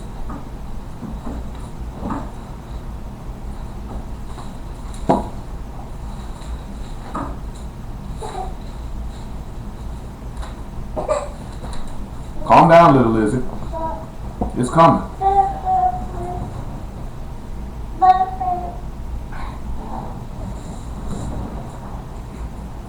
And in that last day, the great day of the feast, Yahshua stood and cried, if any man thirst, let him come unto me and drink. He that believe on me, as the scripture hath said, out of his belly shall flow rivers of living water. But this spake he of the Spirit, which they that believe on him should receive, for the Ruach HaKodesh was not yet given, because Yahshua was not yet glorified. So if we sitting back looking at it, if we looking to be glorified, we're going to have to believe. We're going to have to obey. And we're going to have to die. That uncleanliness, Lord, we'll be dealing with some uncleanliness later on in the week. Maybe tomorrow. Maybe on the Sabbath. Who knows? We're going to deal with it. Come on around here to Colossians 1:26. So when he said he covenanted us according to the covenant when he brought us up out of Egypt, that his spirit would remain, this man had covenant with us that when this man shed his blood and he raised from the dead and you believe, that spirit would remain and that spirit would make you a son of God. And that the glory of the latter house would be greater than the glory of the former house. That's something to think about. Colossians 1:26. Make it 24. Make it 23. Matter of fact, make it 21. Colossians 1:21. And you that were sometimes alienated and enemies in your own mind by wicked works, yet now hath he reconciled. So knowing you were strange in your own brain, and you were in, y'all, I hope y'all know that when you commit sin, you are enemy to yourself. But this man done reconciled you back with his blood from being an enemy to yourself. And the body of his flesh through death to present you Kodesh and unblameable and unreprovable in his sight. This man came and shed his blood according to that covenant for you to receive the Spirit that you might become a son of God, that you could be uncorrectable, without blame, and set apart before him. That can't happen when you're not giving him more earnest heed. Child, leave your nipple alone. If you continue in the faith grounded and settled, and be not moved away from the hope of the gospel which you have heard, which was preached to every creature which is under heaven, wherefore I Paul am made a minister, who now rejoice in my sufferings for you, and fill up that which is behind of the afflictions of the Messiah, and my flesh for his body's sake, which is the synagogue. You see how Paul sat back and said he behind the afflictions, he filled them up. That means that furnace of affliction. That means that fire that burn that sacrifice. Remember how Peter told you, we offer up spiritual sacrifices acceptable to God by Yahshua the Messiah. Most sacrifices get burned with fire. Got to be tried.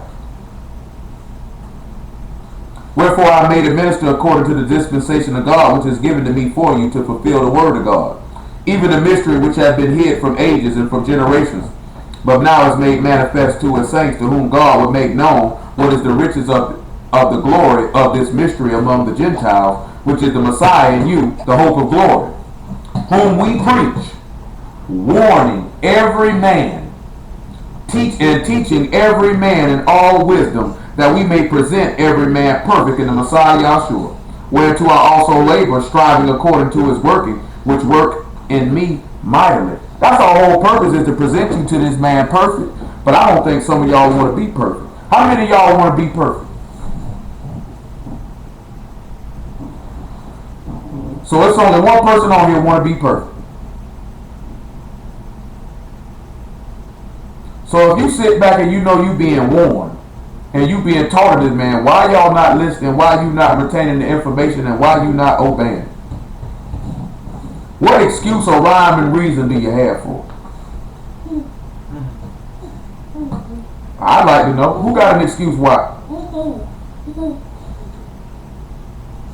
Who gonna tell the truth and just say, I just been wanting to do what I want to do? Who gonna tell the truth and just say, I just been doing what I want to do? Hey, relax. So violent. I'll take that silence as yeah, I've been doing what I want to do. Judges chapter 2. Why you so violent? Say, the ball is not my friend, I must destroy him.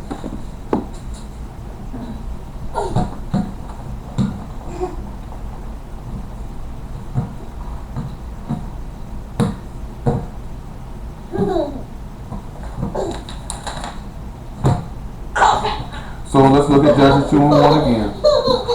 And an angel of Yah came up from Gilgal to Bochim and said, I made you go up out of Egypt, and have brought you unto the land which I swear unto your fathers, and I've said, I will never break my covenant with you.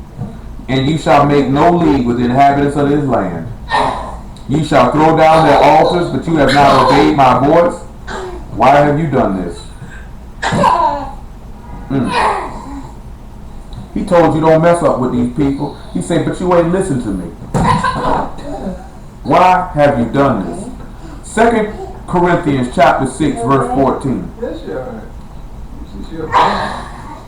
That's what I want to know with y'all. Why y'all still making leagues with these people? Why have you done this? That's what y'all asking me. Why are you still fooling up with these people? You know the thing I don't understand? A sinner can say something about y'all and y'all care about the opinion of a sinner. So you know what that tells me? You got to be a sinner yourself if you even care about the opinion of a sinner. If you would even dignify what a sinner had to say with a response, something is seriously wrong with you and your thought process.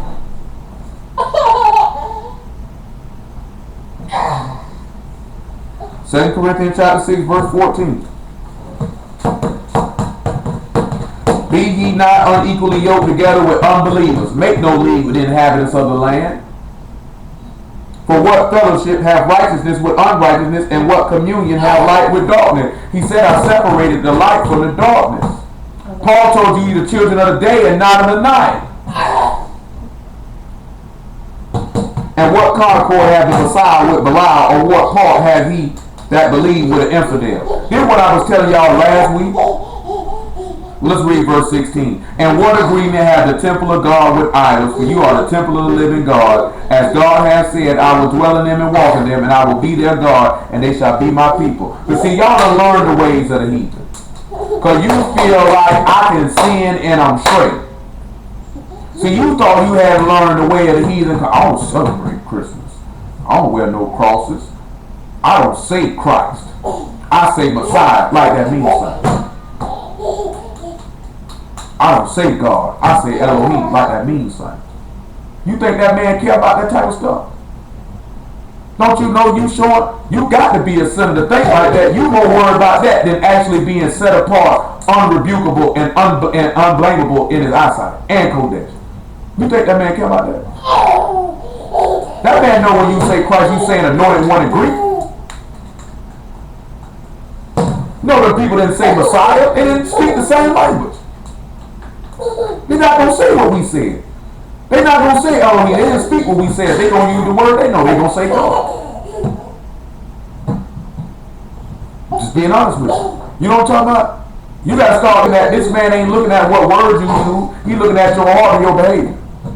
He ain't looking at the fact you say, I don't celebrate Christmas, but yet you make a league with these people because you do what you want to do. You come to America, America say you can do what you want to do. You can worship any God you want. You say you worship y'all, in actuality you worship yourself. Because when the word comes, you don't listen to it, you don't do it, you go do what you want.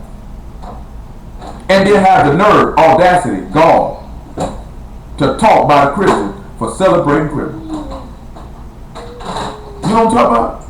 Got the nerve to say something to them about that. That's how I know. That's when I sit back and I look at the Israelites and I see how they badger people about that. I know you can't be living right, because after a while you can figure something out. Man, these people do what they want. Niggas get upset because somebody say Merry Christmas to them in the street. I don't get upset when the people say Merry Christmas. I know the people don't know. The people don't know. They just going to assume you keep it too. Why wouldn't they? Pretty much everybody does. You know what I'm talking about? So if somebody say Merry Christmas to you, I didn't like it. Just keep it moving. I don't say nothing about it. I don't fire my face up. I don't get mad. I know the people. You have some people who like, see, you could have dropped some truth on them, bro. So you really think I'm just gonna start dropping this type of stuff on these people in Winn-Dixie? Or at Walmart, on the bus, around the corner. Man, I'm not finna get engaged in that type of conversation with these people. No, the conversation you start having? No, the conversation I'm gonna have is, sir, I need to go home. I'm home. So you know how many conversations you'll start having? You never get nothing accomplished. If you you said something to everybody that said Merry Christmas to you, you would never get anything accomplished. The average person ain't even saying it because they care about the holiday. Most of them saying it on their job because they've been trained that they have to say it. Most of them don't even want to say it. You can tell in their attitude when they look at you. Happy holidays. Merry Christmas. All they think about it, boy, I'll be glad when all these niggas get up out of here so I can go home. I mean, I'll just be honest, man. We got to start having some more sense. When you did, people don't care nothing about all the level of information you bring in. They looking at how you living. And for each and every one of y'all that done went and told people, yeah, man, the brother teach we can live without sin. You can live without sin. And you know you ain't right. You know you should have just kept your mouth closed and not even mentioned that to nobody. Other than just saying, hey, man, I ran across some teaching, man. I want you to check this out. It's really, I've been hearing it. I'm moving to get my life in line with what's being taught here. Instead of just see, because when y'all realize, when you say, oh, we can be without sin, we can be without sin. Them people are not hearing what you're saying. They looking at how you living. That's what they looking at. They can care less what you saying. Y'all don't think that way though. Y'all don't think that way though. Come on back here to 2 Kings chapter 17. They is going off right now. On the way. On somebody. Give me back my burger. That's not your burger. That's mine. I made this. 2 Chronicles 17. I put the ketchup on the bun with the lettuce and the tomatoes. You see that mustard? That's all me. I'll put that mustard on. I'll put that mustard down. I vacuumed that floor. Give me my burger. See them sesame seeds? You think I'll just put them there? No, I had to place everyone strategically. Lizzie says hello, everyone, in her Lizzie face. Yeah, she did in her Lizzie face. She's sticking her tongue out and she's grinning. That's saying hello right now. No, that's not saying I'm having a good time. That's what I'm saying. I'm with mom's screw world. I'm saying hello right now in my Lizzie face. And they burnt incense in all the high places. Make it verse 9, verse 8. We just read this other day, but we're going to read verse 7.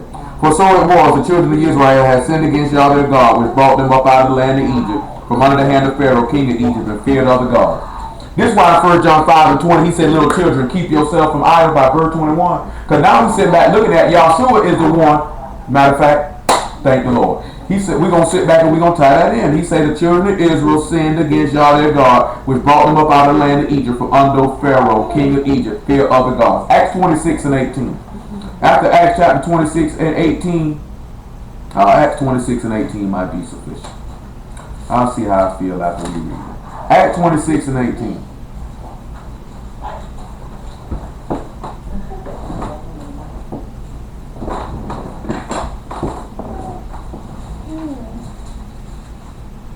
To open their eyes and turn them from darkness to light, from the power of Satan unto God, that they may receive forgiveness of sins and inheritance among them which are sanctified in faith that is in me.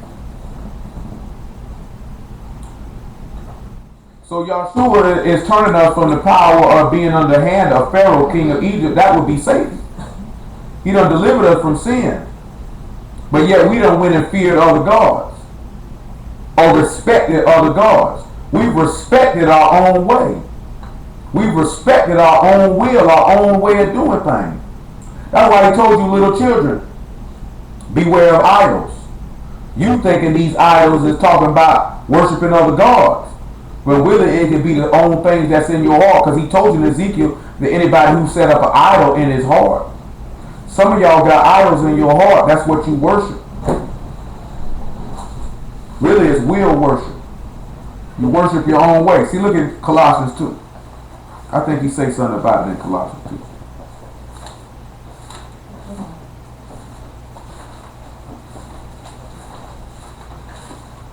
Colossians 2 and about verse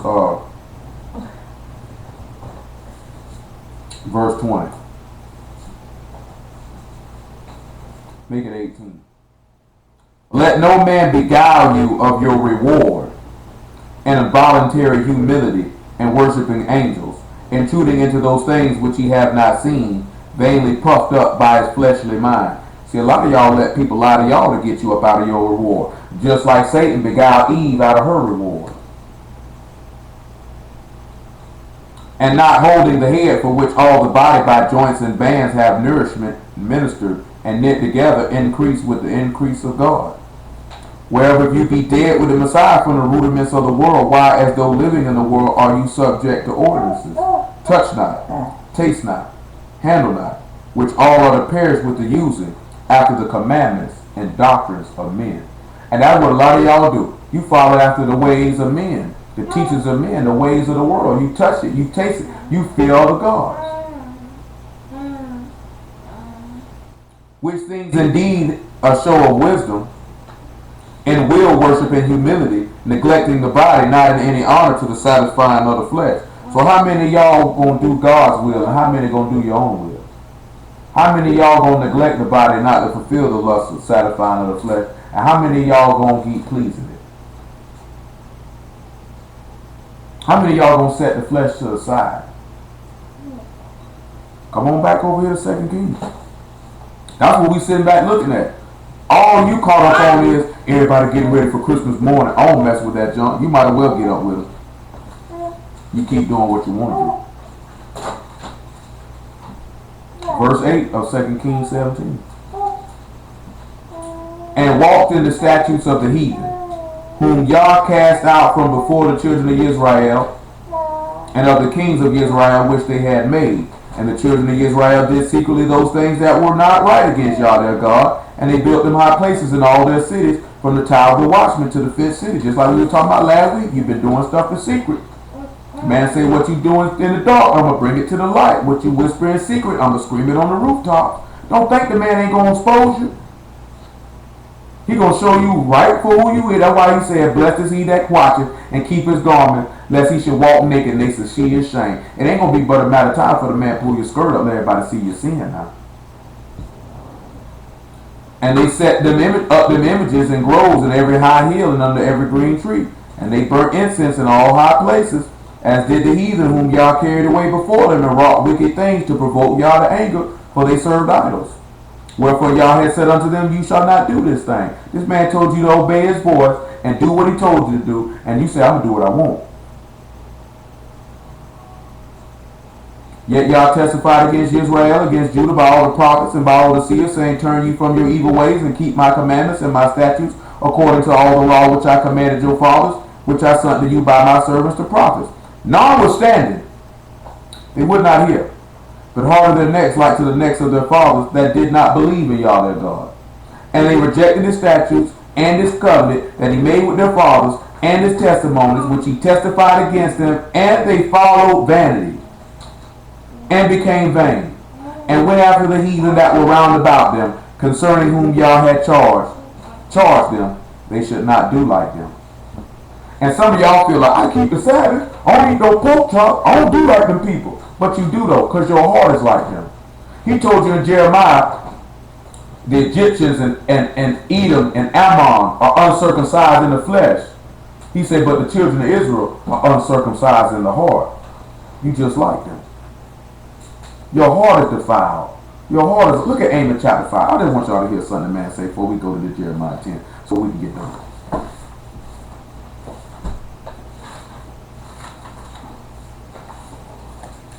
Just for y'all know, because I know some of y'all feel like you've been doing type of stuff.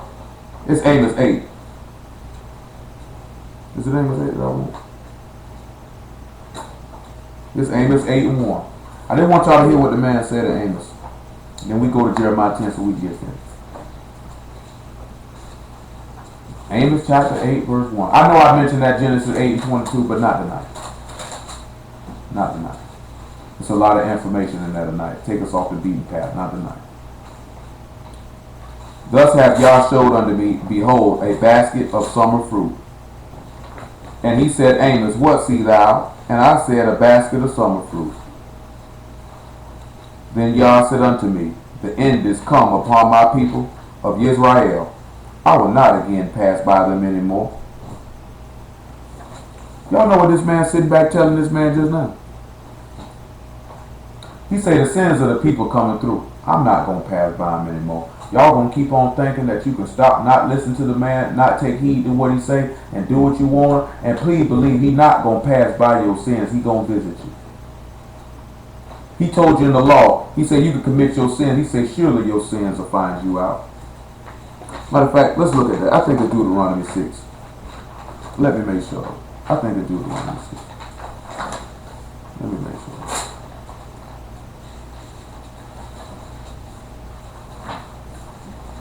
Let me make sure.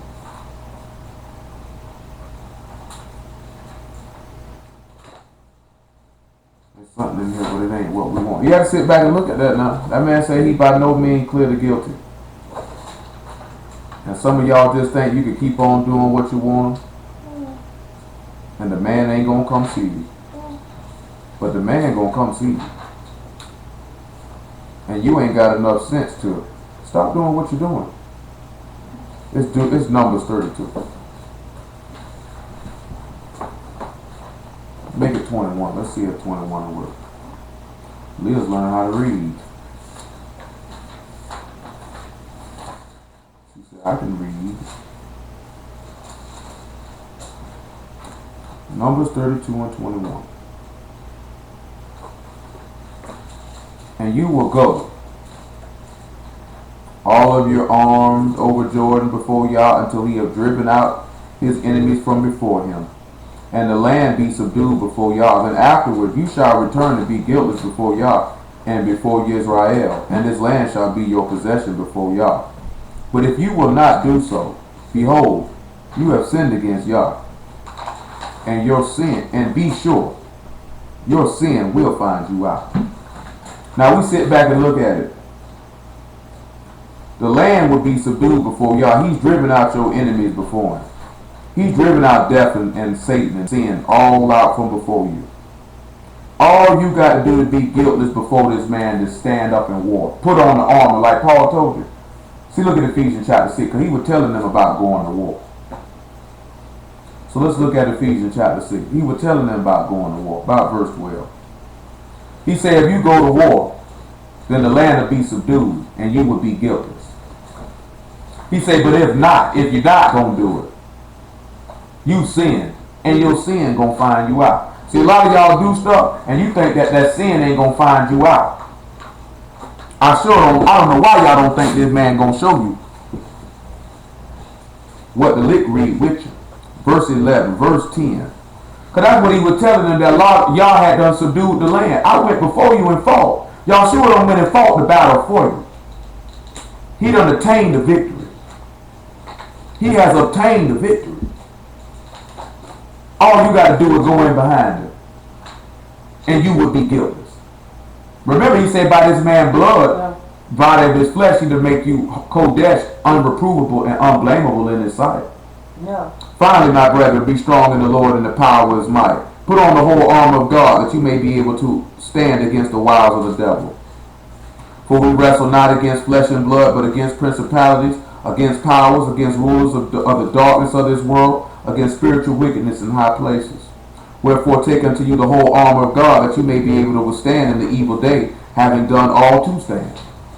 Stand therefore, having your loins girt about with truth, and having on the breastplate of righteousness, and your feet shod with the preparation of the gospel of peace. Above all, taking the shield of faith, wherewith you shall be able to quench all the fiery darts of the wicked, and take the helmet of salvation and the sword of the Spirit, which is the word of God. That's what he was telling them in Numbers to do. They were going to war against his enemies. He said, we going to war against those in spiritual wickedness in high places. That we not wrestling against flesh and blood. He was telling them, just put on the armor, go fight. I got you. You'll be guiltless before me. But he said, but if not, that sin going to find you out. And if y'all not willing to put on the armor of God and to be strong in his might and to believe that he fight the battle that go before you, you will sin. And your sin will find you out. Y'all understand that? Come on back to Jeremiah chapter 10. But see, y'all don't learn the way of the heathen. Because the heathen don't fight for y'all. They ain't going to fight for the word. They going to do what they want. See, just like this here. Just the same way as them being dismayed at the signs of heaven. He told us not to be dismayed at the signs of heaven. Because the heathen are. When we see the signs of heaven, you know what that sign of heaven really about? Who know what the signs of heaven really about here? I would hope y'all been able to put that puzzle together.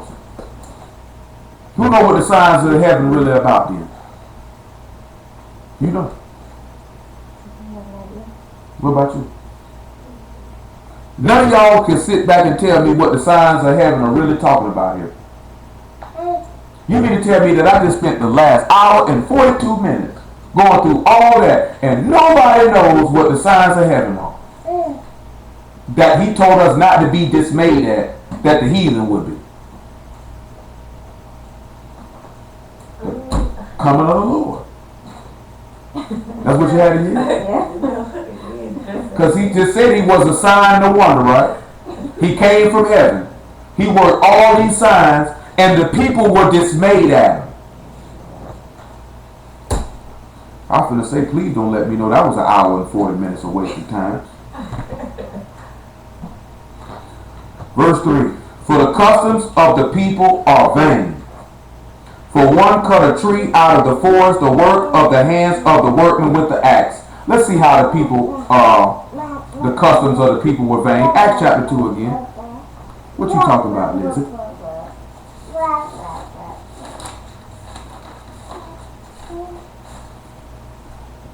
Lizzie say, so you're not going to take that?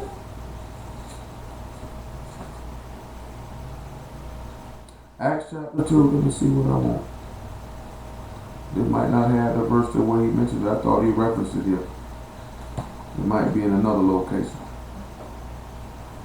We're going to look at Psalm chapter 2. I can't even call it top of my head what Peter said that. I know he referenced it though. Psalms 2 and 1.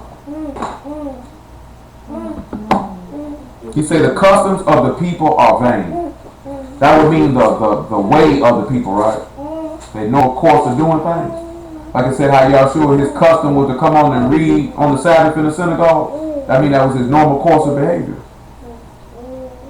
Why do the heathen rage and the people imagine a vain thing? The kings of the earth have set themselves, and the rulers take counsel together against Yah and against his anointed, saying, let us break their bands asunder and cast away their cords from us. So when we go back to Jeremiah chapter 10, you know what the customs of the people were worthless? We already read it. He told you that in Matthew chapter 15, didn't he? He said, you teach, he said, there's people, Matthew 15. I'm not even going to quote it. We just going to read. I'm not even going to quote it. I don't even feel like quoting. Lizzie says she just won't hear. Lizzie's not going to back me up on this. She just backed me up. Better watch her. She's leaning. She's leaning like Michael Jackson. Matthew 15 and 7. Yeah. Ye hypocrites. Matter of fact, make it 4. Make it 3. We just make it 3. He said the customs of the people are vain, right? But he answered and said unto them, why do you also transgress the commandment of God by your tradition, by your customs? For God commanded, saying, honor thy father and mother, and he that curse father or mother, let him die to death. But ye say, whosoever shall say to his father or mother, is it a gift, by whatsoever thou might be profited by me, and honor not his father or his mother, he shall be free. Thus you have made the commandment of God of none effect by your tradition. Ye hypocrites, what did Isaiah prophecy of you, saying, this people draw nigh unto me with their mouth, and honor me with their lips, but their heart is far from me. That's what y'all need to make sure y'all need to not get caught up on. You honoring God with your mouth, with teeth and tongue, but your heart's not with it. Because if it was, you would give the more earnest heed to the things that you heard, that they wouldn't slip, and you wouldn't neglect such a great salvation. But in vain they do worship me, teaching for the doctrines and commandments of men. So the custom of the people was vain, it was worthless. Jeremiah 10 yet again. So what is this tree that one cut out the forest? He said he's the work of the hands of the workmen. So who's the tree getting cut out the forest? Now let's look at Daniel chapter 4 and let's see here.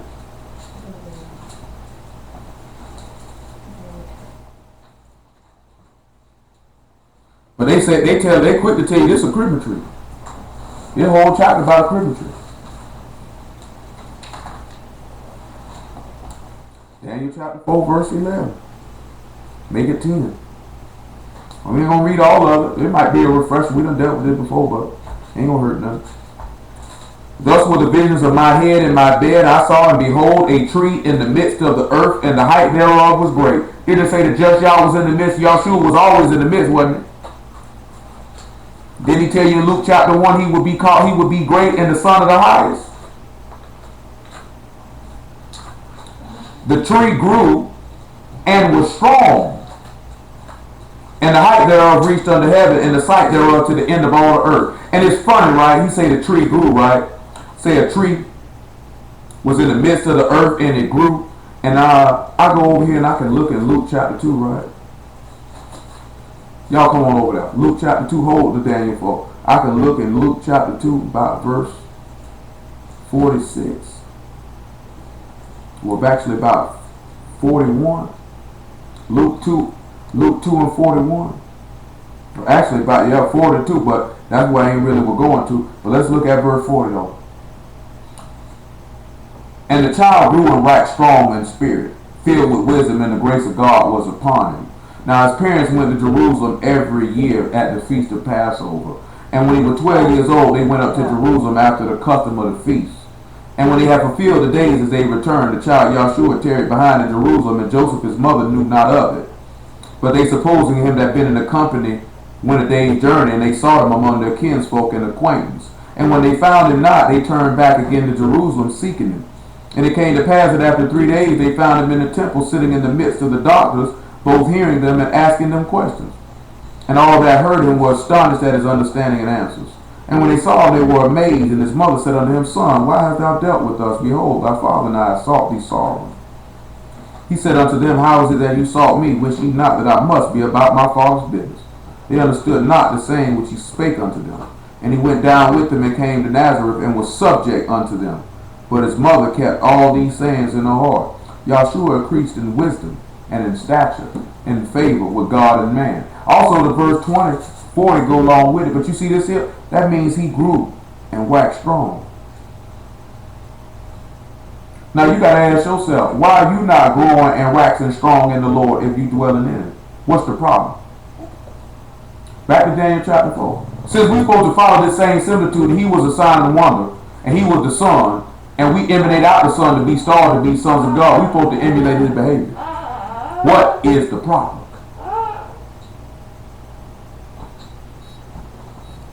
Verse 12, hold on. Let's call it. What's happening with you, homie? Chillin', man. We in Daniel chapter 4 right now. We about to get ready to wind this thing on down. Daniel 4 and 12, y'all. That's where we at. Say the leaves were fair, the fruit thereof much, and in it was meat for all. What tree tell you about was meat for all? What tree can you read about that was for meat for all? The tree of life in Revelation 22. The beasts of the field. Didn't this man tell you that his flesh was meat indeed, and he would give his flesh, which is for the life of the world? The beasts of the field had shadow under it, and the fowls of the heaven dwelt in the boughs thereof, and all flesh was fed of it. How all flesh was fed of it then? John 6. He that eat my flesh is meat indeed. He that eat my flesh and drink my blood, I abide in him, and he abide in me, and I in him. He that eat my flesh and drink my blood have eternal life. I'll raise him up at the last day. He told you this in Mark chapter 4 with the parable of the mustard tree. Everybody gonna come up under his shadow. He become the greatest tree of them all. We even read that in Lamentation chapter 4, that in the sight of the heathen, we dwell under this man's shadow. Why do you think he would mention that the people would say they just wanted to get if they could just come past Peter's shadow, because they knew what shadow Peter was dwelling on. Verse 13, I saw visions of my head upon my bed. Behold, a watcher and a Kodesh one came down from heaven. He cried aloud and said thus, hew down the tree, cut off his branches, shake off his leaves, scatter his fruit, let the beast get away from under it, and the fowl from his branches. So what's happening then? What are these branches being broken and these leaves being scattered? What is this talking about? That's the disciples being scattered. That's also showing us being scattered out of Jerusalem. Away, because Yahshua will be Jerusalem, you being dispersed away from him. Being dispersed away from your home. But it's about the disciples being scattered. Remember he said, we already read, those that you gave me, I ain't lose none. They still got away from him though. Nevertheless, leave the stump of his roots in the earth, even with a band of iron and brass. In the tender grass of the field, let it be wet with the dew of heaven, and let his portion be with the beast in the grass of the field. So that band of iron and brass, remember they put bands on them, right? Remember how Peter told you in Acts chapter 2, he loosed the pains of death. It wasn't possible he could be holding. Y'all don't realize that man said leave the stump in the earth and put iron or brass on it? Why would this man be telling you to put a band of iron and brass on a tree? Who gonna ever put a band of iron and brass on a tree? So guess what? When we see these people taking the axe to cut that tree out the forest, this is the people coming to kill the son. Let's see how he the work of the workman. John chapter 1 verse 14. We already read in one aspect how he the work of the workman. I'm going to see who called it. Who know how he the work of the workman? How is that possible? Because he rose him from the dead. Meaning he would be the work of his own hands, like he made Adam from the dust of the earth and he raised Yahshua from the dust of the earth. That means he would be the work of the workman. Like he said, I'm the potter, I formed the clay. Meaning the work of the workman. I formed him. Made him the Son of God by the Spirit of Kodesh and the resurrection of the dead. John 1 and 14, and the Word was made flesh and dwelt among us, and we beheld his glory, and the glory as of the only begotten of the Father, full of grace and truth. He's the work of the workman. Go back to Jeremiah chapter 10. Ain't that something? We just dealing with this here, because you know Hebrew love to run to you talking about a Christmas tree. They ain't never sat back and thought about that, talking about the tree of trees.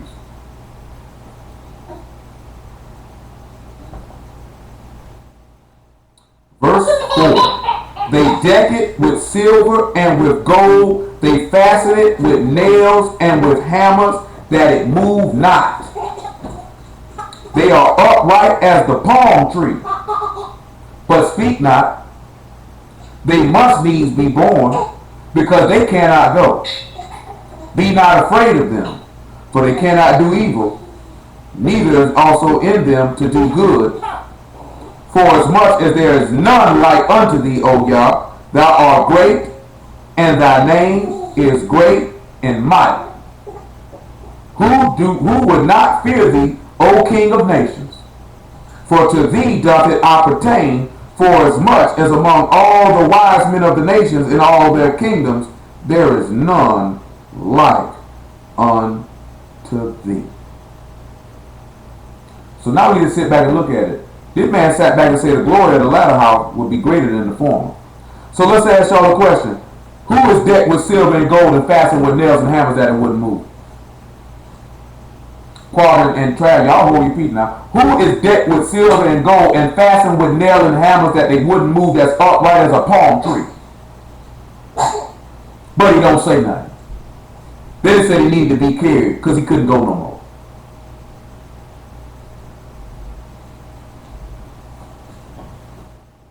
Yep. Let's see if they nailed it with some hammers. Let's just read a couple places about some hammers. Isaiah 22, about some nails, I should say. When you heard the nails, you should have known who they were talking about. Isaiah 22 and 23.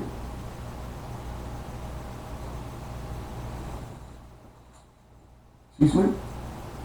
No, she's not. She looked like she was just asleep.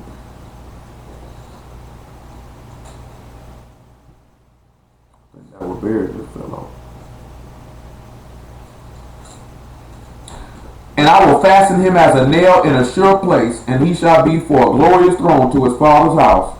Thou shalt hang upon him all the glory of his father's house, the offspring, the children, and the issue, because we emanate from him, all vessels of small quantity, from the vessels of cup even to the vessels of flagons. And that day, saith Yahweh, shall the nail that is fastened in the sure place be removed, and be cut down and fall, and the burden that was upon it shall be cut off. Yah has spoken it. Ezra 9. Y'all know what Psalm, who know what Psalm 22 and 16 say? Anybody know what Psalm 22 and 16 says? I know what it says. And what else did it say? They pierced my hands and my feet. They nailed. Don't you know if you got a nail, what you gonna need with a nail, y'all? What you gonna need you gonna need a hammer. I ain't never met nobody nail something up without a hammer. Ezra 9 and 8. Ezra 9 and 7. Ezra 9 and 6.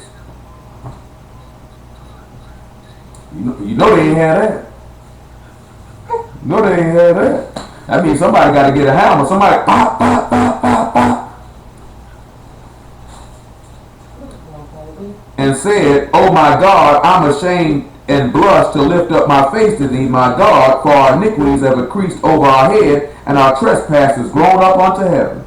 Since the days of our fathers we have been in great trespass unto this day, for our iniquities have we, our kings and our priests, been delivered into the kings of the hands of the land, to the sword, to captivity, to spoil, to confusion of face, as it is this day.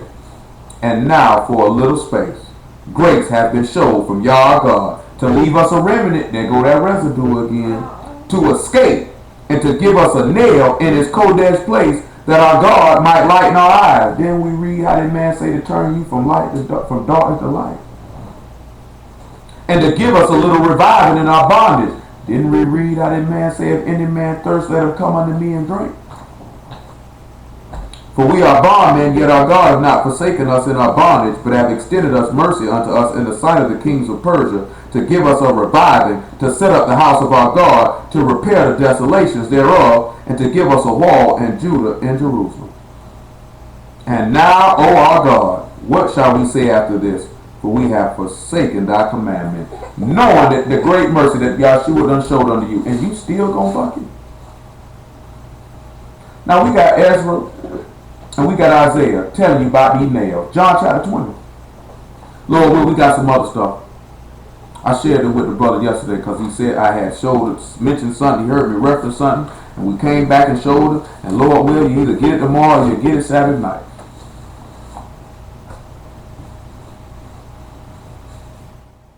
John chapter 20, verse 24. But Thomas, one of the 12 called Didymus, was not with them when Yahshua came. The other disciples therefore said unto him, "We have seen the Lord." But he said unto them, "Except I shall see in his hands the print of the nails, and put my finger in the print of the nails, and thrust my hand into his side, I will not believe." And after 8 days again his disciples were within, and Thomas with them. Then came Yahshua, the door being shut, and stood in the midst, and said, "Peace be unto you." Then saith he to Thomas, "Reach hither thy finger, and behold my hands, and reach hither thy hand, and thrust it into my side, and be not faithless, but believe." And Thomas answered and said unto him, "My Lord and my God." And Yahshua said unto him, "Thomas, because thou hast seen me, thou hast believed. Blessed are they that have not seen, and yet have believed." So that means they took them hammer, they pierced it. Why else would he tell that man? He said, "I got to see the print of the nails." So they put him up there. He didn't move. He didn't come off that tree till they took him down. But they said he was upright. So if he was upright like a palm tree, what that mean? What did Peter tell you in 1 Peter chapter 3, verse 18? The just suffer for the unjust. That means he was blameless. Yeah. Y'all understand that? Upright like a palm tree? So let's see that he said he didn't speak though. John 19. John 19, verse 6. If you want to know how he decked the silver and gold, they put the crown of thorns on him, put the robe on him, they decked him. Who would wear silver and gold but kings, right? We'll read verse 5 since we right there. Then came Yahshua forth wearing the crown of thorns and a purple robe. Pilate said unto him, "Behold the man." So they decked him with silver and gold, right? Right? They decked him with silver and gold, right? I guess nobody could see that. When the chief priests therefore and officers saw him, they cried out, saying, "Crucify him, crucify him." Pilate said unto him, "Take ye him and crucify him, for I find no fault in him." The Jews answered, "We have a law, and by our law he ought to die, He made himself the Son of God. When Pilate therefore heard that saying, he was more afraid. And he went again into the judgment hall and saith unto Yahshua, Whence art thou? Yahshua gave him no answer. Say, he upright like a palm tree. He said, What has he done? They say, man, take that nigga and fasten him on these nails and his hammer so he don't move. He upright as a palm tree, he don't speak. So then he said he must need be born. So let's look at Luke chapter 23 and let's see how he need be born.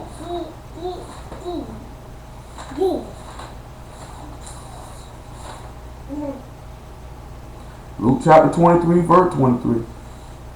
Matter of fact, make it 20. 18 is even better. And they cried all out at once, saying, Away with this man, and release unto us Barabbas, who for a certain sedation made in the city, and for murder were cast into prison. Pilate therefore, willing to release Yahshua, spake again to them, but they cried, saying, Crucify him, crucify him. And he said unto them the third time, Why, what evil have he done? I found no cause of death in him, therefore I will chastise him and let him go. He upright like a palm tree. And they were instant with loud voices requiring that he might be crucified, and the voices of them and of the chief priests prevailed. But we're going to nail him with some hammers and fasten him so he can't move. And Pilate gave sentence that it should be as they required. And he released unto them that for the sedation and murder were cast into prison, whom they had desired, but he delivered Yahshua to their will. And as they led him away, they laid hold upon one, Simon, Cyrenian, coming out of the country, and on him they laid the cross, that he might bear it after Yahshua, because he said he must need be born, because he cannot go. You know, they had already been beating on him pretty decent by then. You know what I'm talking about? Had them scourged him, slapped him, spit all in his face. They said, go on ahead, he must need be born. He can't go.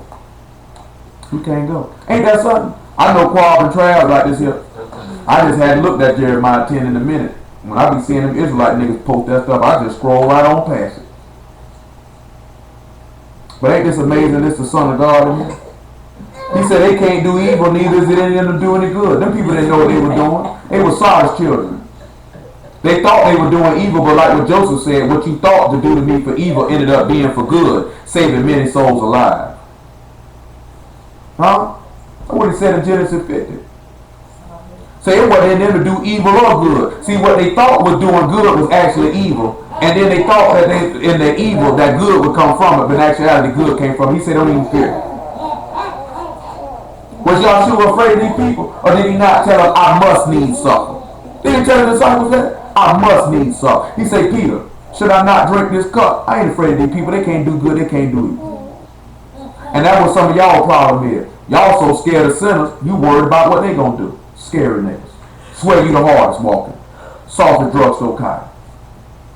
You know you soft as drugstore cotton now. As long as you know, you can get somewhere. So when we sit back and look at it, so how is it nobody like them and his name is great? Who would not fear? For to be appertained for as much as the wise men in the nations, there's nobody like you. We're going to end it on that one. Acts 4 and 12. Then Philippians chapter 2. We're going to call it a night. We already over 2. We're going to call it a night. Acts chapter 4. Make it verse 8. Matter of fact, make it 7. Acts chapter 4 verse 7. Leah and Lizzie got matching night clothes on. Lizzie and Leah.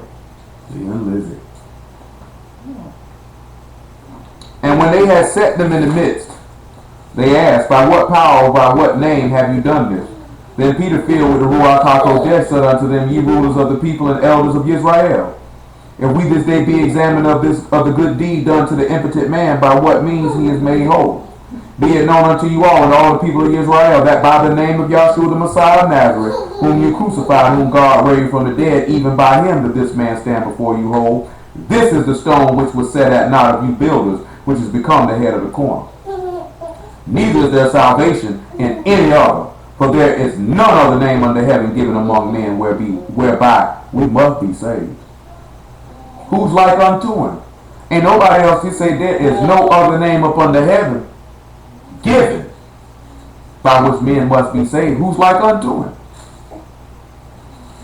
Look at Colossians chapter 1:18 while it's in my mind. Who's like unto him? For only begotten of the Father.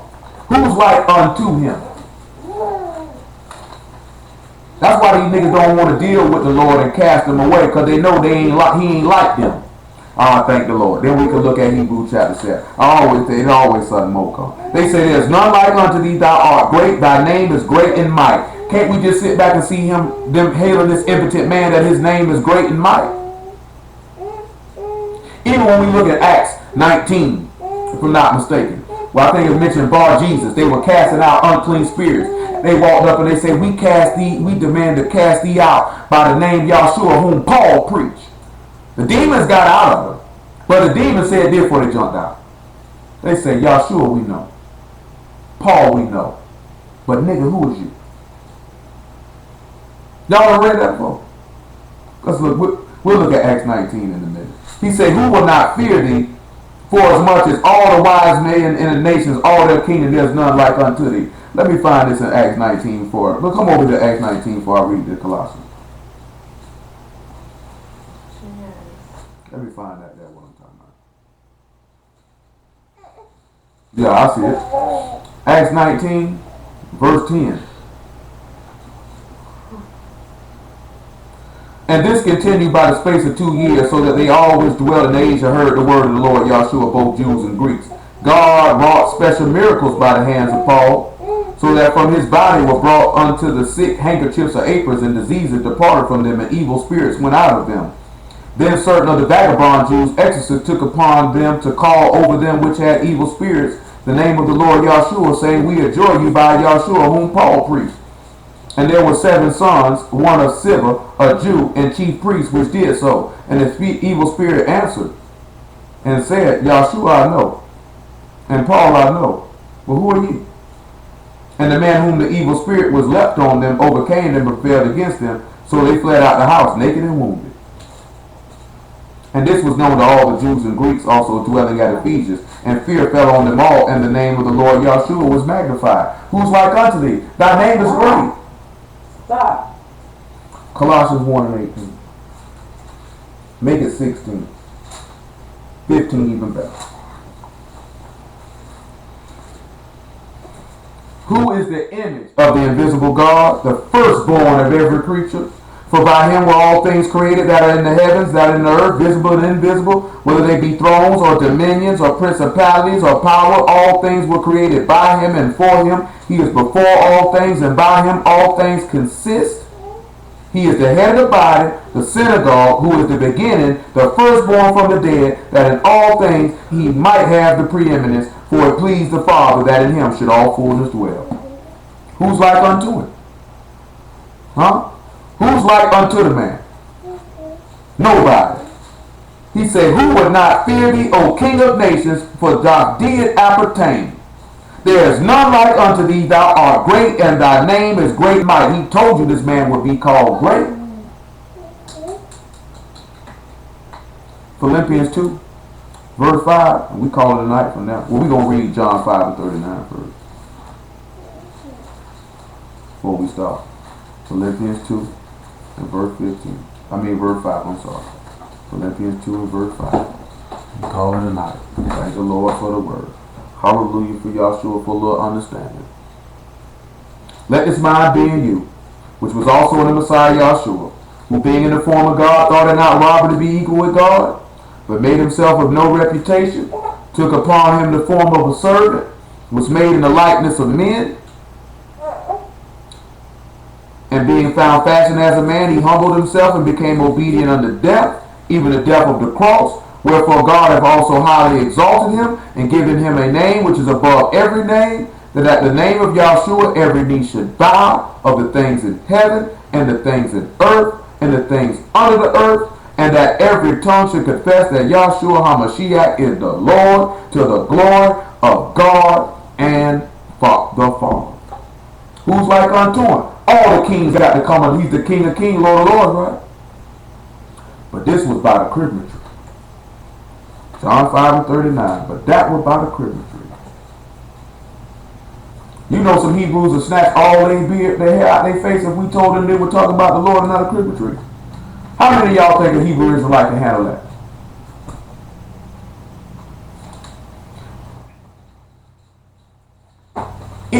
Even when we sat back and started, it didn't even seem like we were coming dealing with that with the first 3 verses. 2 verses about the heathens being dismayed at the signs of heaven.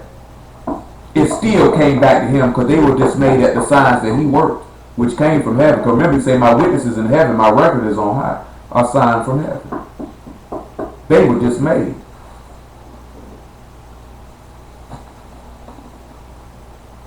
So we ain't never heard a man speak like biblical.